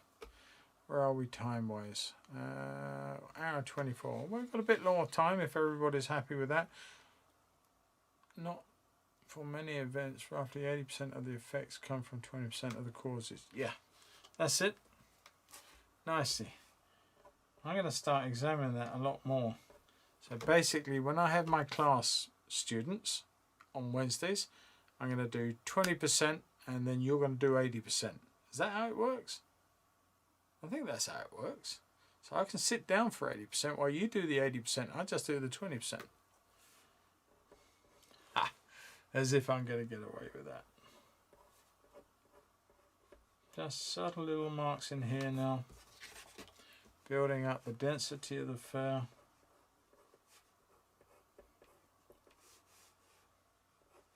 I'm going to take this out. This is woefully inadequate through here, so I'm going to build this up right now. And mathematically, 80-20 rule is roughly followed by a power law distribution for a particular set of parameters, and many natural phenomena have been shown to exhibit such. Yeah, that's what I heard too, that there are, it's not just some mad scientist idea. This is actually played out in life and in natural forms and events that add weight to that theory overall, as I understand it. It makes it very, very powerful thing to consider. Now then, this actually comes out to about here.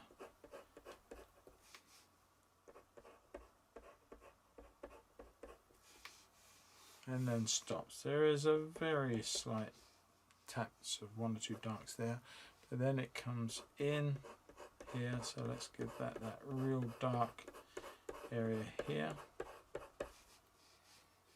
and then that sort of taps off into the oranges, and then again there's some more wild little taps of dark going off out this way and out through this way.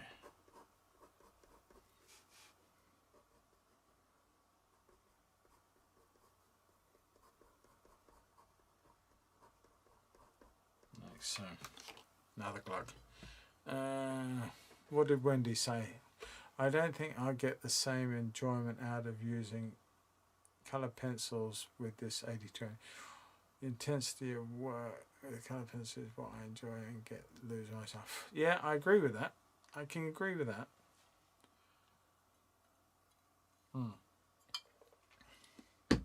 I can agree with that. Coming in with a few more darks in here.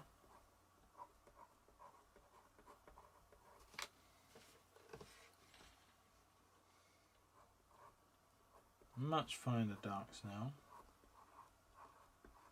Much more considered marks that I'm making. Actually, have I got the... No, I haven't got any more information than there. So I'm going to leave that there because I may carry on that drawing further out this way, over above the eye. Now this has got lots of darks in, but they're much finer marks now. Very, very subtle little changes. And this pencil needs to be kept absolutely very, very sharp to work this area out in that way.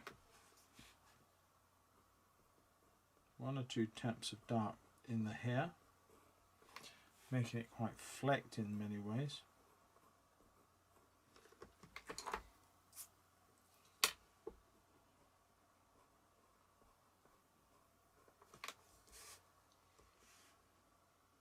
And then one or two coming across into this area, which we now have to look at.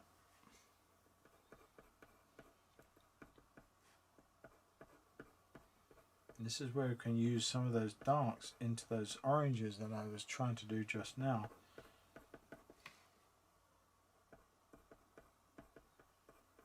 But I'm using the same lines, just beefing up some of those orange colours.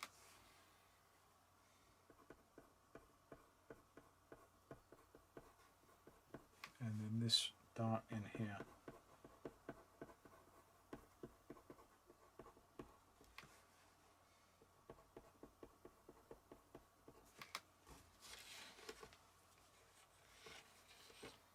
Now we've got this lovely dark over here, which I'm not going to get into tonight, I'm afraid. but I do need to check this out. This goes off, and I don't know if I've got enough. Yes, I have. So that comes there and then comes up through here and then literally banks out and down and around somewhere like that. Okay, so I'm just going to put in a few flecks just to give me an edge to work to, give me an idea, like so. And then that will go on into that little area at the bottom there, which I started to do in the wrong place earlier. But again, I'm coming in and I am leaving, deliberately leaving little bits of white or yellowish paper underneath as it's catching some light. Now a lot of that's going to go, so I'm not too worried about it. I'm just going to keep working the area until I'm satisfied that I've got enough dark material in the right places to leave it be and move forward.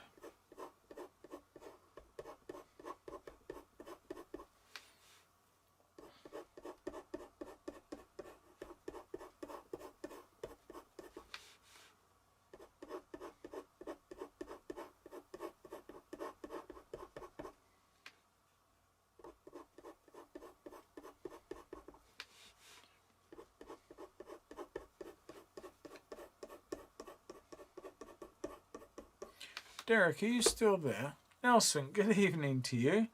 Yeah, I know it's so early for you. Thanks for joining us. Good to have you on board again, my friend.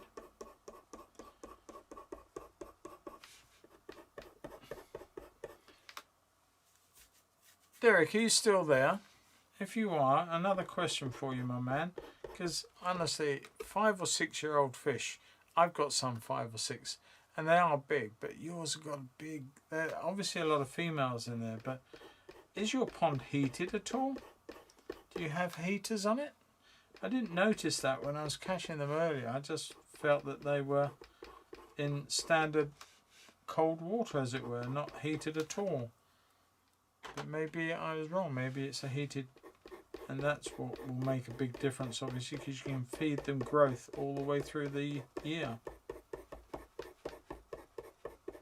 But I didn't notice that food was growth either. I just thought it was a staple.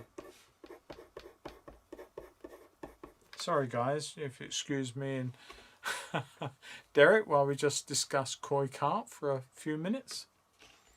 3.2, I admire your enthusiasm. Where do you sleep? After my stream, Judy. Let the man enjoy the stream, then he can go to sleep.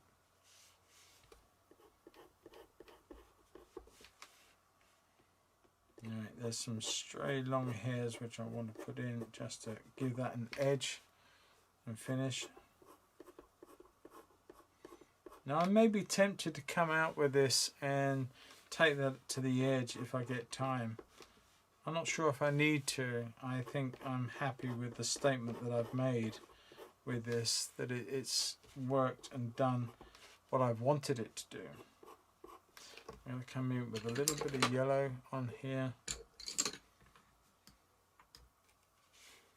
and that needs sharpening too. I'm very blunt on it.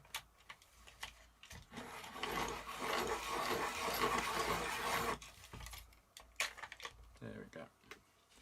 Just want to put in a few yellows in here to suggest that the way that's going to be working through those areas there. Taking some off the back of this too.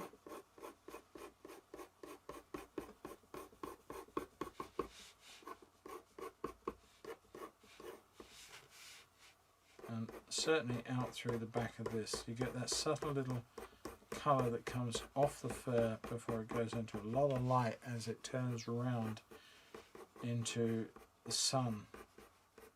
So the orange of the fur at this point is getting a lot paler, but there's still an intensity of the orange coming out of that eye stripe, or that, not eye stripe, that facial cheek stripe. So I'm using that as an idea to then suggest much paler, softer marks at this point here that will go on and twist out and go into other areas of dark. And coming back in with this one, which is Payne's Grey, which is quite cool. can bring some of that down into some of these marks here.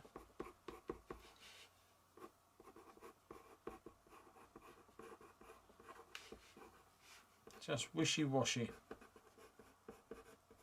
like so, and then come in with a bit of sepia. Derek, no heating on pond, but last year fed nearly up to late November because the water temperatures. Yeah. Hi David, good evening to you, sir. Glad you could join us. Or have you been sitting on the side and just kept silent? Now it's just going to bring one or two little soft touches in here, and I'll beef a couple of them up with the black in a minute, but that's all that really needs to do as it comes around. There are some other shades through here, but I'm thinking that maybe some shadow there that I don't really want to use. So I'm going to come in there and come back up with a photo, see where I'm at. There is that dark mark through there, which I might suggest. And I might not.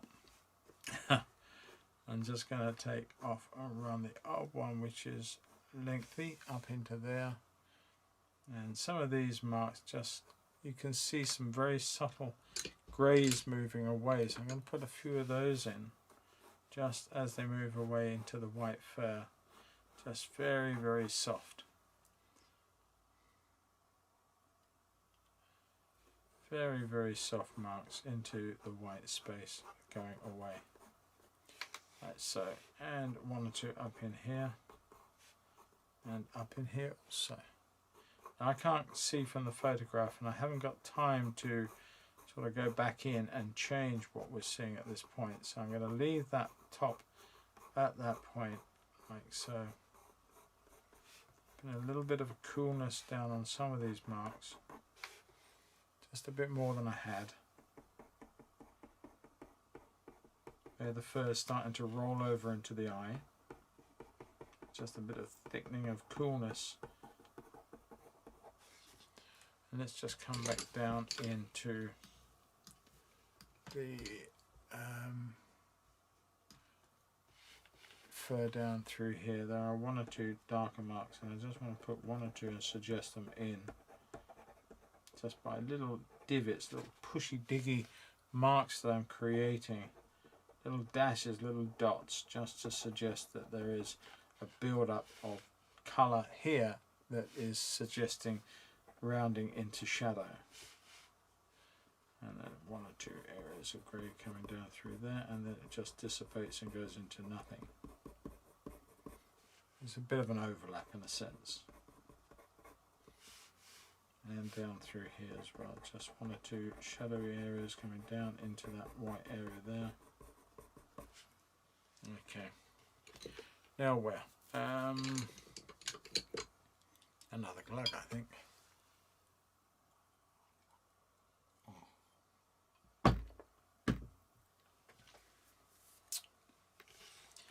Right, I'm just going to push this up a little bit further and just build on some of this down in here.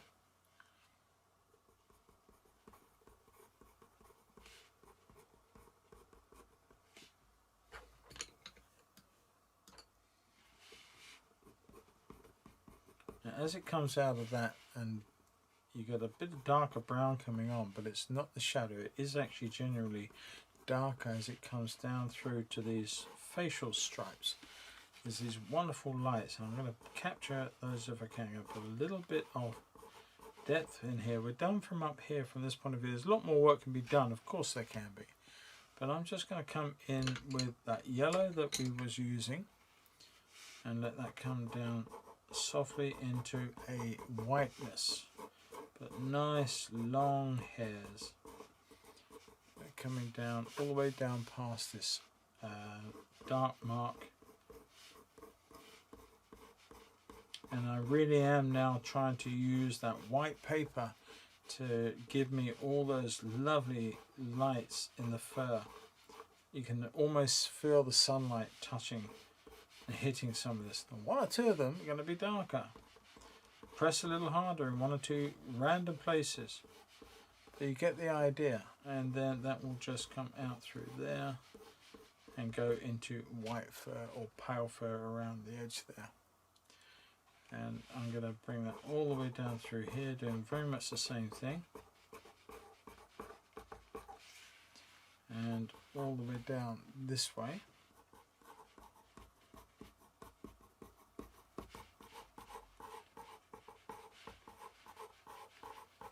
Then almost weaving over, it's almost like plaiting someone's hair, and the way I'm moving that way, this way, little snakes, little taps, little marks. Very random, very haphazard. But what I'm trying to do is not create patterns. As I said before, we create too many patterns as a human, in humankind, and we see patterns in everything that we do.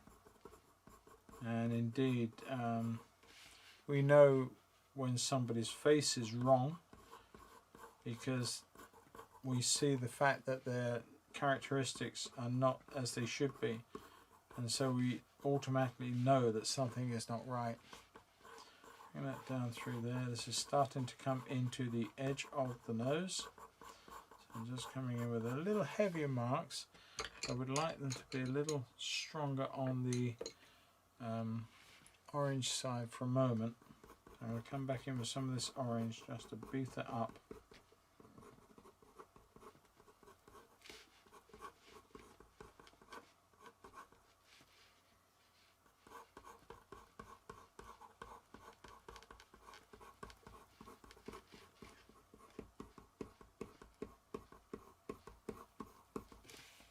Okay. There'll be one or two darks in there too, one or two umbers and a few black taps as well. That's just coming on down, and it will start to filter into, and as these come down this way they start to fan out like that, as I've shown you. And of course they're quite short and stubby as they go and over the top of the nose, as it were. I'm going to come in with a colour I haven't used in a while. I think this is Venetian red. No, it's an Indian red. Just going to tap in one or two, not many, just one or two, just to deepen and suggest a deeper shadowy marks into some of these colours as it comes down the side. Don't overpower this red, so it's quite a cooling red, so don't go too mad with it. Keep all your other umps. You know, when you look at these, you've got so many colours, but you just never seem to have the one you want. I don't know how many of you find that. Okay, now then, let's come in with some sepia. I want to be a bit careful with this, I don't want to overpower it. But now, looking at the way this leads down here, the one or two dark taps on the way this fur is coming down, but just before it stops, then these come in with these little facial marks, these two marks here, this one and this one. I will bring in a little bit about there, I think, just suggesting them, just a few taps, a few outline taps like so. Let them come down and create their own shape and form like so, and then build upon them. So having suggested them, let's come in and be a little stronger with our decision, and little taps of lights and darks. They get thin, they get thick. The odd little light areas that are running through them, little light hairs caught up in them. So just try and put a few things like that in place. Very, very dark statement over here.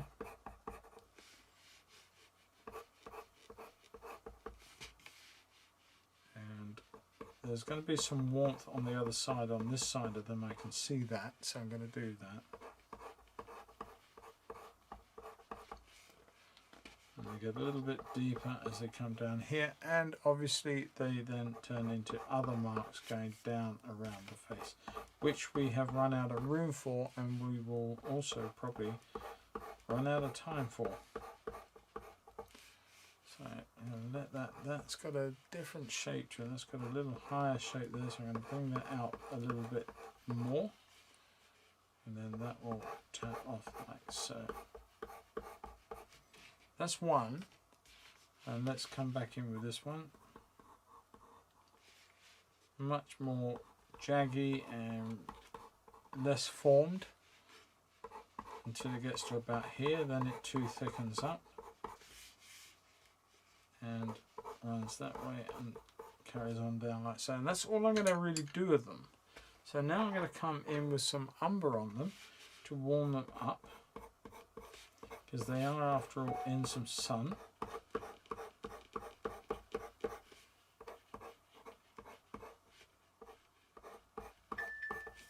And through here too.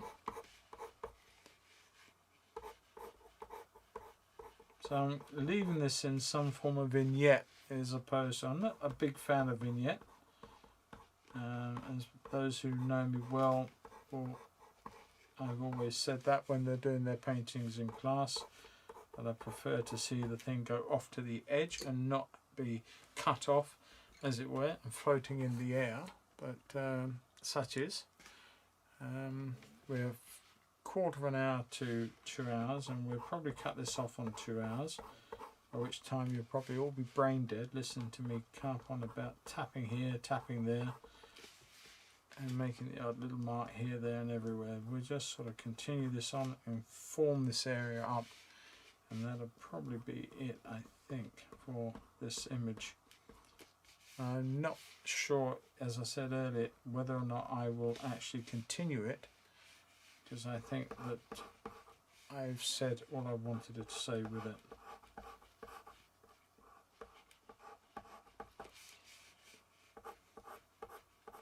But I've enjoyed the process. It's been a lot of fun, and just talking about tapping colours onto a piece of paper, I didn't think I could go 4 hours and do that, but hey ho, there you go, you live and learn. It's not too bad. I'm going to take that down a little lower. A few that are coming off now, straying off into the white hair. And there's a few little ones further on that are going to be coming into it as well. Right. Coming back into this one just very, very quickly.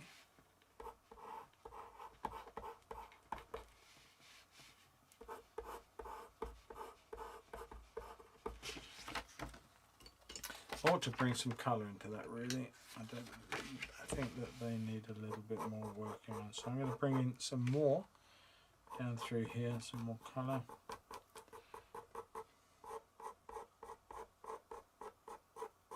And that gives me an excuse to tap one or two more off and take this to a slightly longer stint, as it were.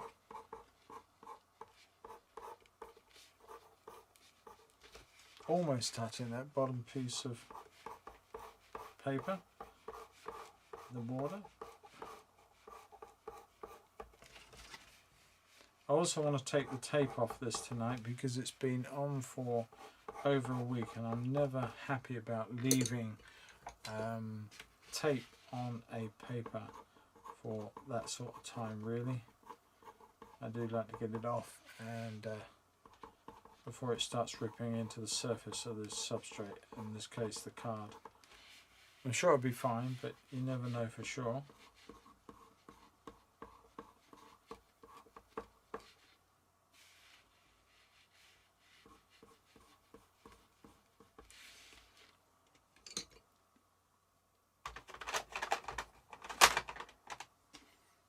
And this colour I'm putting on is, where are we? Bist. There you go. Lovely bist. Quite a yellowish brown, but it does give another sense of depth and colour to the fur. As this comes down, because the side of the nose is quite dark and rich compared to other areas of the face through here. It does change in the tone and the colour overall at this point.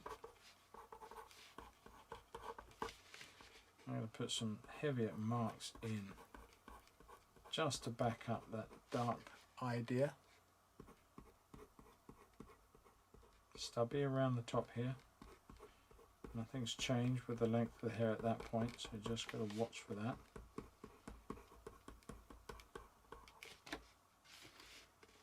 And let them start radiating out from that point.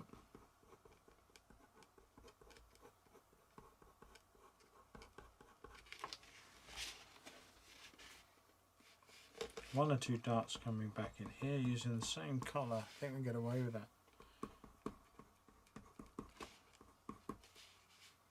But not too much, don't overdo it.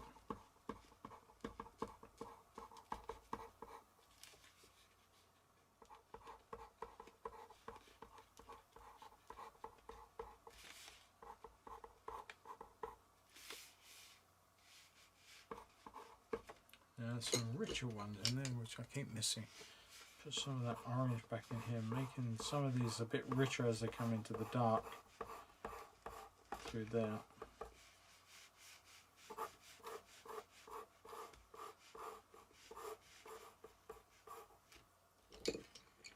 And there's that one. I'm going to go and sharpen that up.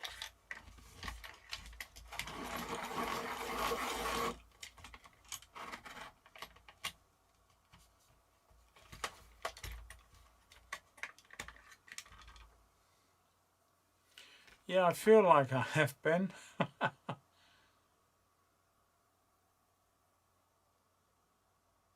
You can shade, you can do a lot of shading, but I've tried to use the white paper to suggest.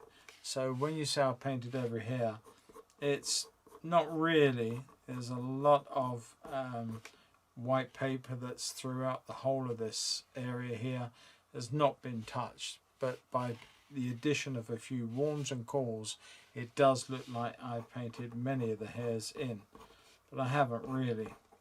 You could put in lots of different layers, but you are really trying to do the same sort of job. And it's just different techniques, to be quite honest. And I just love the way that I try to do this by leaving white paper to suggest the highlights without trying to create highlights in any other way.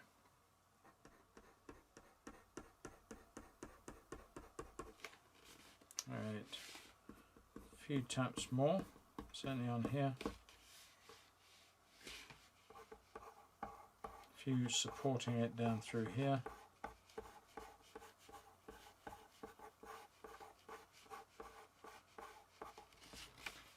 Just a few wiry ones, and they can actually turn a little bit of a cool grey in one or two places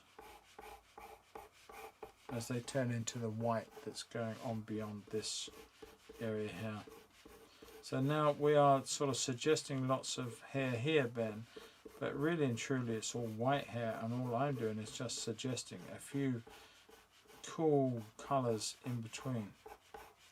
So the eye will join the dots, the eye will see those blues and know that there's white behind, and they will make him suggest that it is actually hair in great abundance, but it's white hair with a few shady values in there. And I'm also going to use, if I can find it, I'm going to put some of that green right in the bottom section here, just one or two taps of it. That was a little bit too heavy on one of them.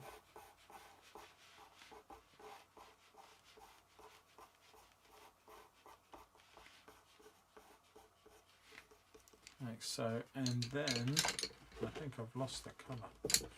Where's it gone? I had that ivory colour. There we go. I think it's disappeared under here. There we go. So many pencils out. Let's hope that's back in line again. Yeah, it's filling the screen. And I'm just going to use that now just to punch up one or two light colours to suggest that is catching some sun through there. Against those blues it works quite nicely.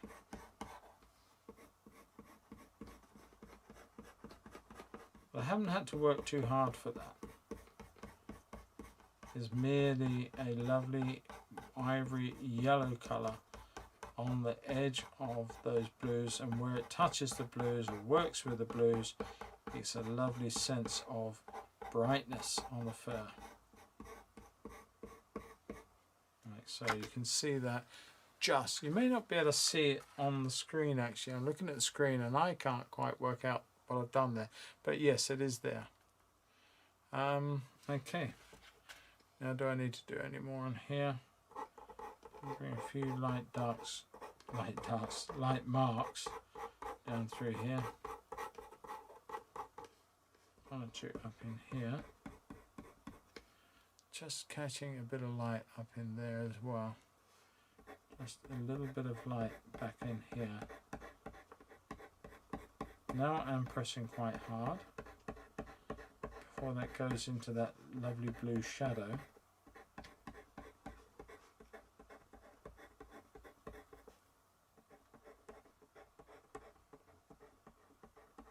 A few taps in there, and that will give us that extra light. One or two in there too, if it'll allow me. I keep looking at that dark, and I want to put a sort of a softer blue violet in there. I'm thinking than that what I've got. I keep looking at it, and I'm just going to just gently, very softly, and not over the whole area, just shade a little bit of blueness into that area, right up into here. I need to get it back on screen so I can see it all.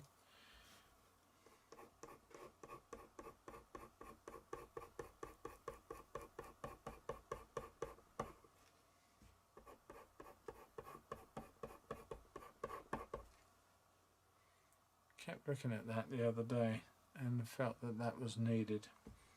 I'll put a little bit of blue in there too.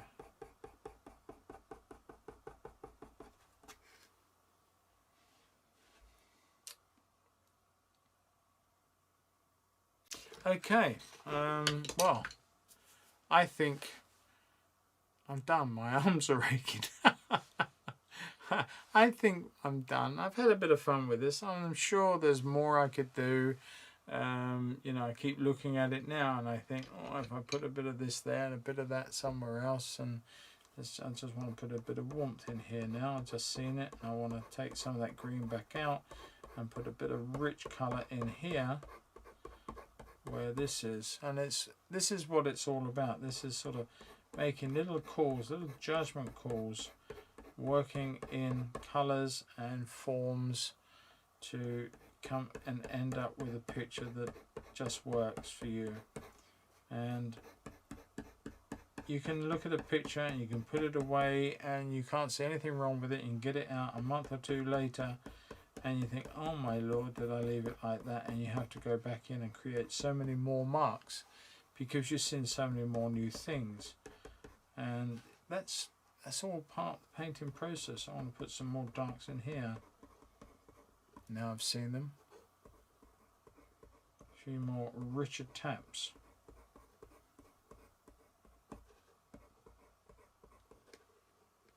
And they come across here. One or two more taps through here, which I've omitted.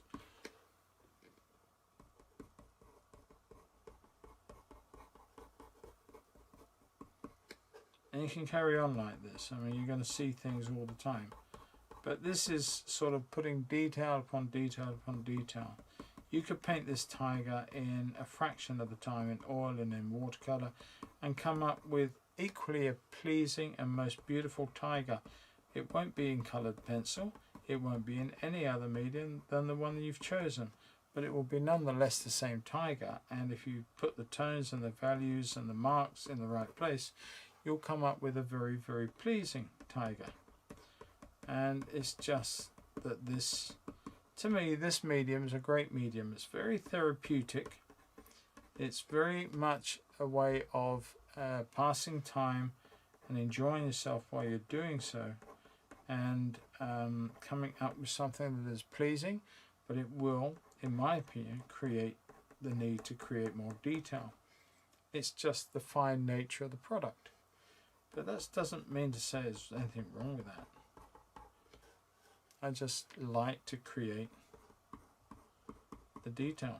But I can do this tiger, and I've done this, or not this one, I've done other tiger's eyes in oil and in watercolor and in pastel, and come up with something that looks a great tiger's eye, albeit just rendered slightly differently.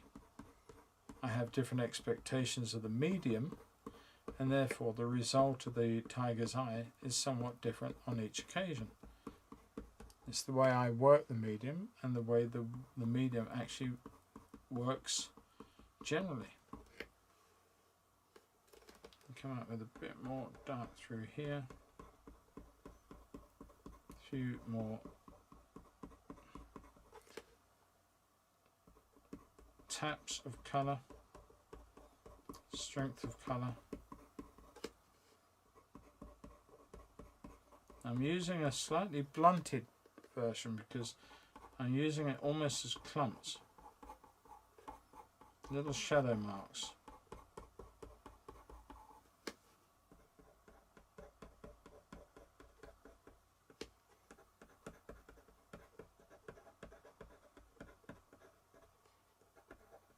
Said I'd finished, and now I'm doing a whole lot more.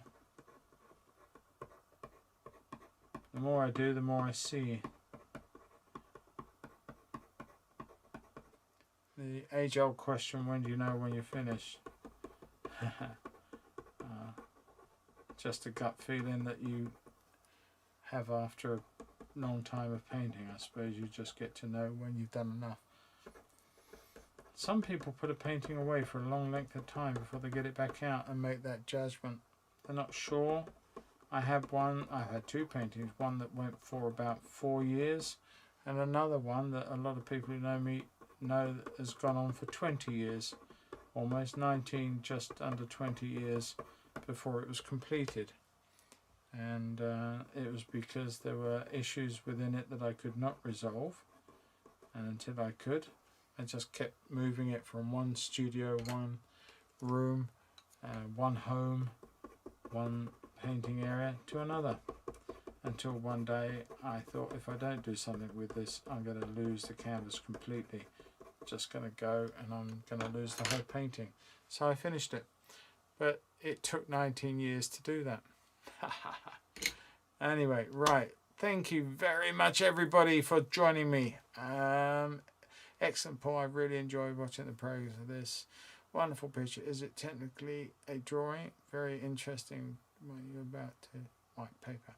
Yeah. Is it a drawing or is it a painting? I don't know. Does it matter? I think it's a process. It's a yeah. It is merely creating art with a material, and at the end of the day, every grey, green, blue can make a stripe on a tiger look white. Many thanks, Paul. Look forward to the next time. Sure, that's great, mate. Thank you. But yeah, at the end of the day, whether the means to create a piece of art it's not, you can't do it with this, you can't do it with that. You do it with anything you want. And there are certain physical rules in art that you can't mix this with that because it just doesn't mix. And you can't make a red and a primary blue and a primary yellow because they are primaries and therefore there's nothing before them, but everything else comes after them. Once you accept that, then everything else that you do in painting or drawing or sketching or creation generally is up to you. Push the limits, push the bounds, question yourself. People use tapestries. I saw a wonderful picture of a thing that was only about that big, and it was made out of bits of material, and it looked so real, and then it was blown up to a great big picture which my gallery framed, and it was awesome. But it just stood from that big to that big, massive. But yeah, anyway, I'm digressing, I'm rambling. But I love creating the art. I love pitting myself against something and seeing how it goes.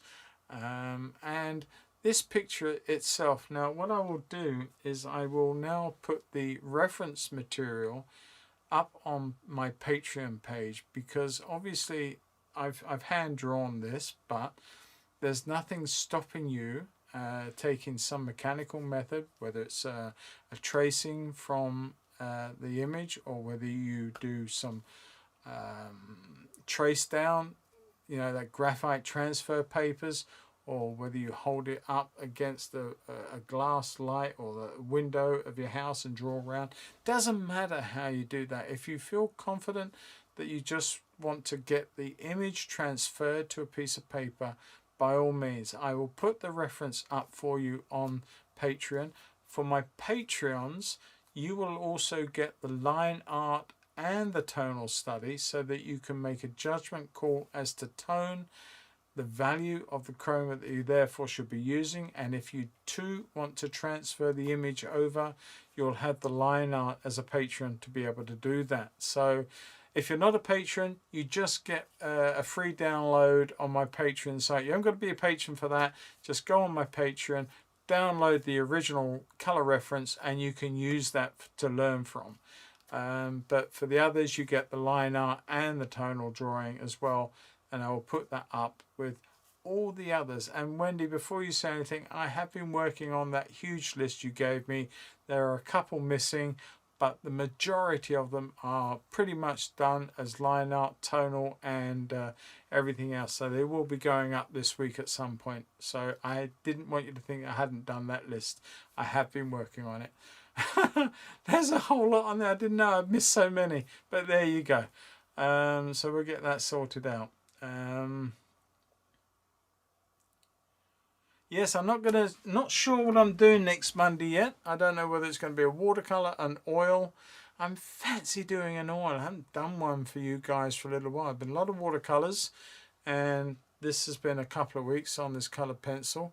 And there will be more colored pencil. There will be colored charcoals and different other things. But I fancy doing an oil painting next week, so maybe we will do an oil. What I'm actually thinking of is seeing if I can do a couple or three small quickie oils like I did with the watercolors a few weeks ago. I'm thinking I might well do that. No, you wouldn't nag, Wendy. But yeah, I'm thinking that it may not be as many as I did in watercolor, because the process there is somewhat quicker. But I might do a couple of little skies or something in oil, and on smaller panels that we can just put one there, do another one, and see how many I can get done in a couple of hours. So that might be an interesting take on a stream next week. So we'll see what happens. But yeah. Good night, Glennis. Thanks for joining us. Jim, good evening to you, sir. And stay safe, my man, over there. We're all heading towards a lockdown, I think. I'm not trying to be a pessimist, but it's a bit worrying for everybody. And yeah, Judy, thank you very much. Where else are we? Who else is on there?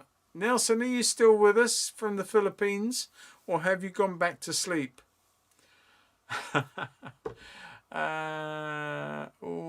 like the sound of that. Yeah, I thought it was a nice idea, Wendy. Let me just take the paper off of this anyway, because I don't think I will do any more to this picture. I will take the paper off. Hopefully it won't tear. I go very, very carefully. Got away with that one. Let's take this one off. Now that's quite interesting, because where I've been working, there is a very subtle colour difference between the white paper and the coloured pencil. How interesting is that? I never realised that what I was doing, and I don't know if you can actually see that on camera, but that even though I was using care and also a brush, and including something on my to stop my hands making a mess, but I don't know if I can hold this up. Can you see that there? Get it under the camera. Look at that. So all that work over this whole area has created this lovely shade, which has actually lost the white paper. There's the white paper. You can see how that's altered. So yeah, worth a thought. and it gives a lovely, very, very subtle little tint to the whole thing. Enjoyed that. Good. Great advice as always, Paul. Happy painting, drawing everyone. Yeah, Colin, look forward to seeing some more of yours on the Patreon. And don't forget, Friday night is 7 o'clock. I will make sure, and it will literally, if it doesn't happen, it will be not because I haven't tried. It will happen at 7 o'clock. I don't know what I'm going to do. I might actually do a charcoal or something like that, just as something different for you guys. I do like playing around with charcoals, so we might do something in charcoal. Bye, Sean. Take care. Look forward to seeing you next week, and take care of that lovely county for me. I will get back down there as soon as lockdowns and that are all gone and it's a lot easier to travel. But yeah, I want to get down that way again, do some more painting. All right, everybody. Well, we're well after 2 hours, and so it's probably time. We're sort of losing a few people off the side. So I've enjoyed the evening with you. I look forward to catching each and every one of you next Monday.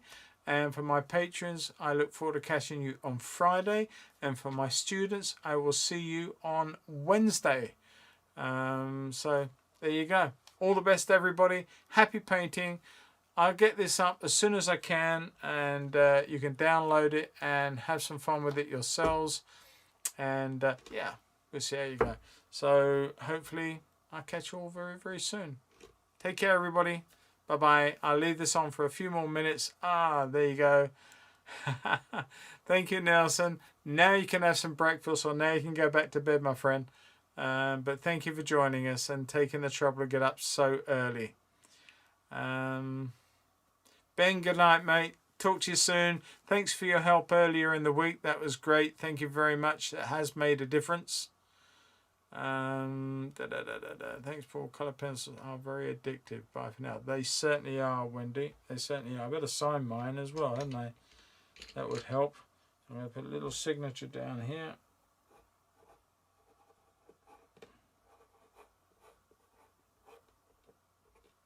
There we are. Done. Sorted. Okay, so there we are. One pencil. Let's pull this out a little bit away so you can see the whole thing in context. There we are. One colour pencil. All right, everybody. Take care. Bye-bye.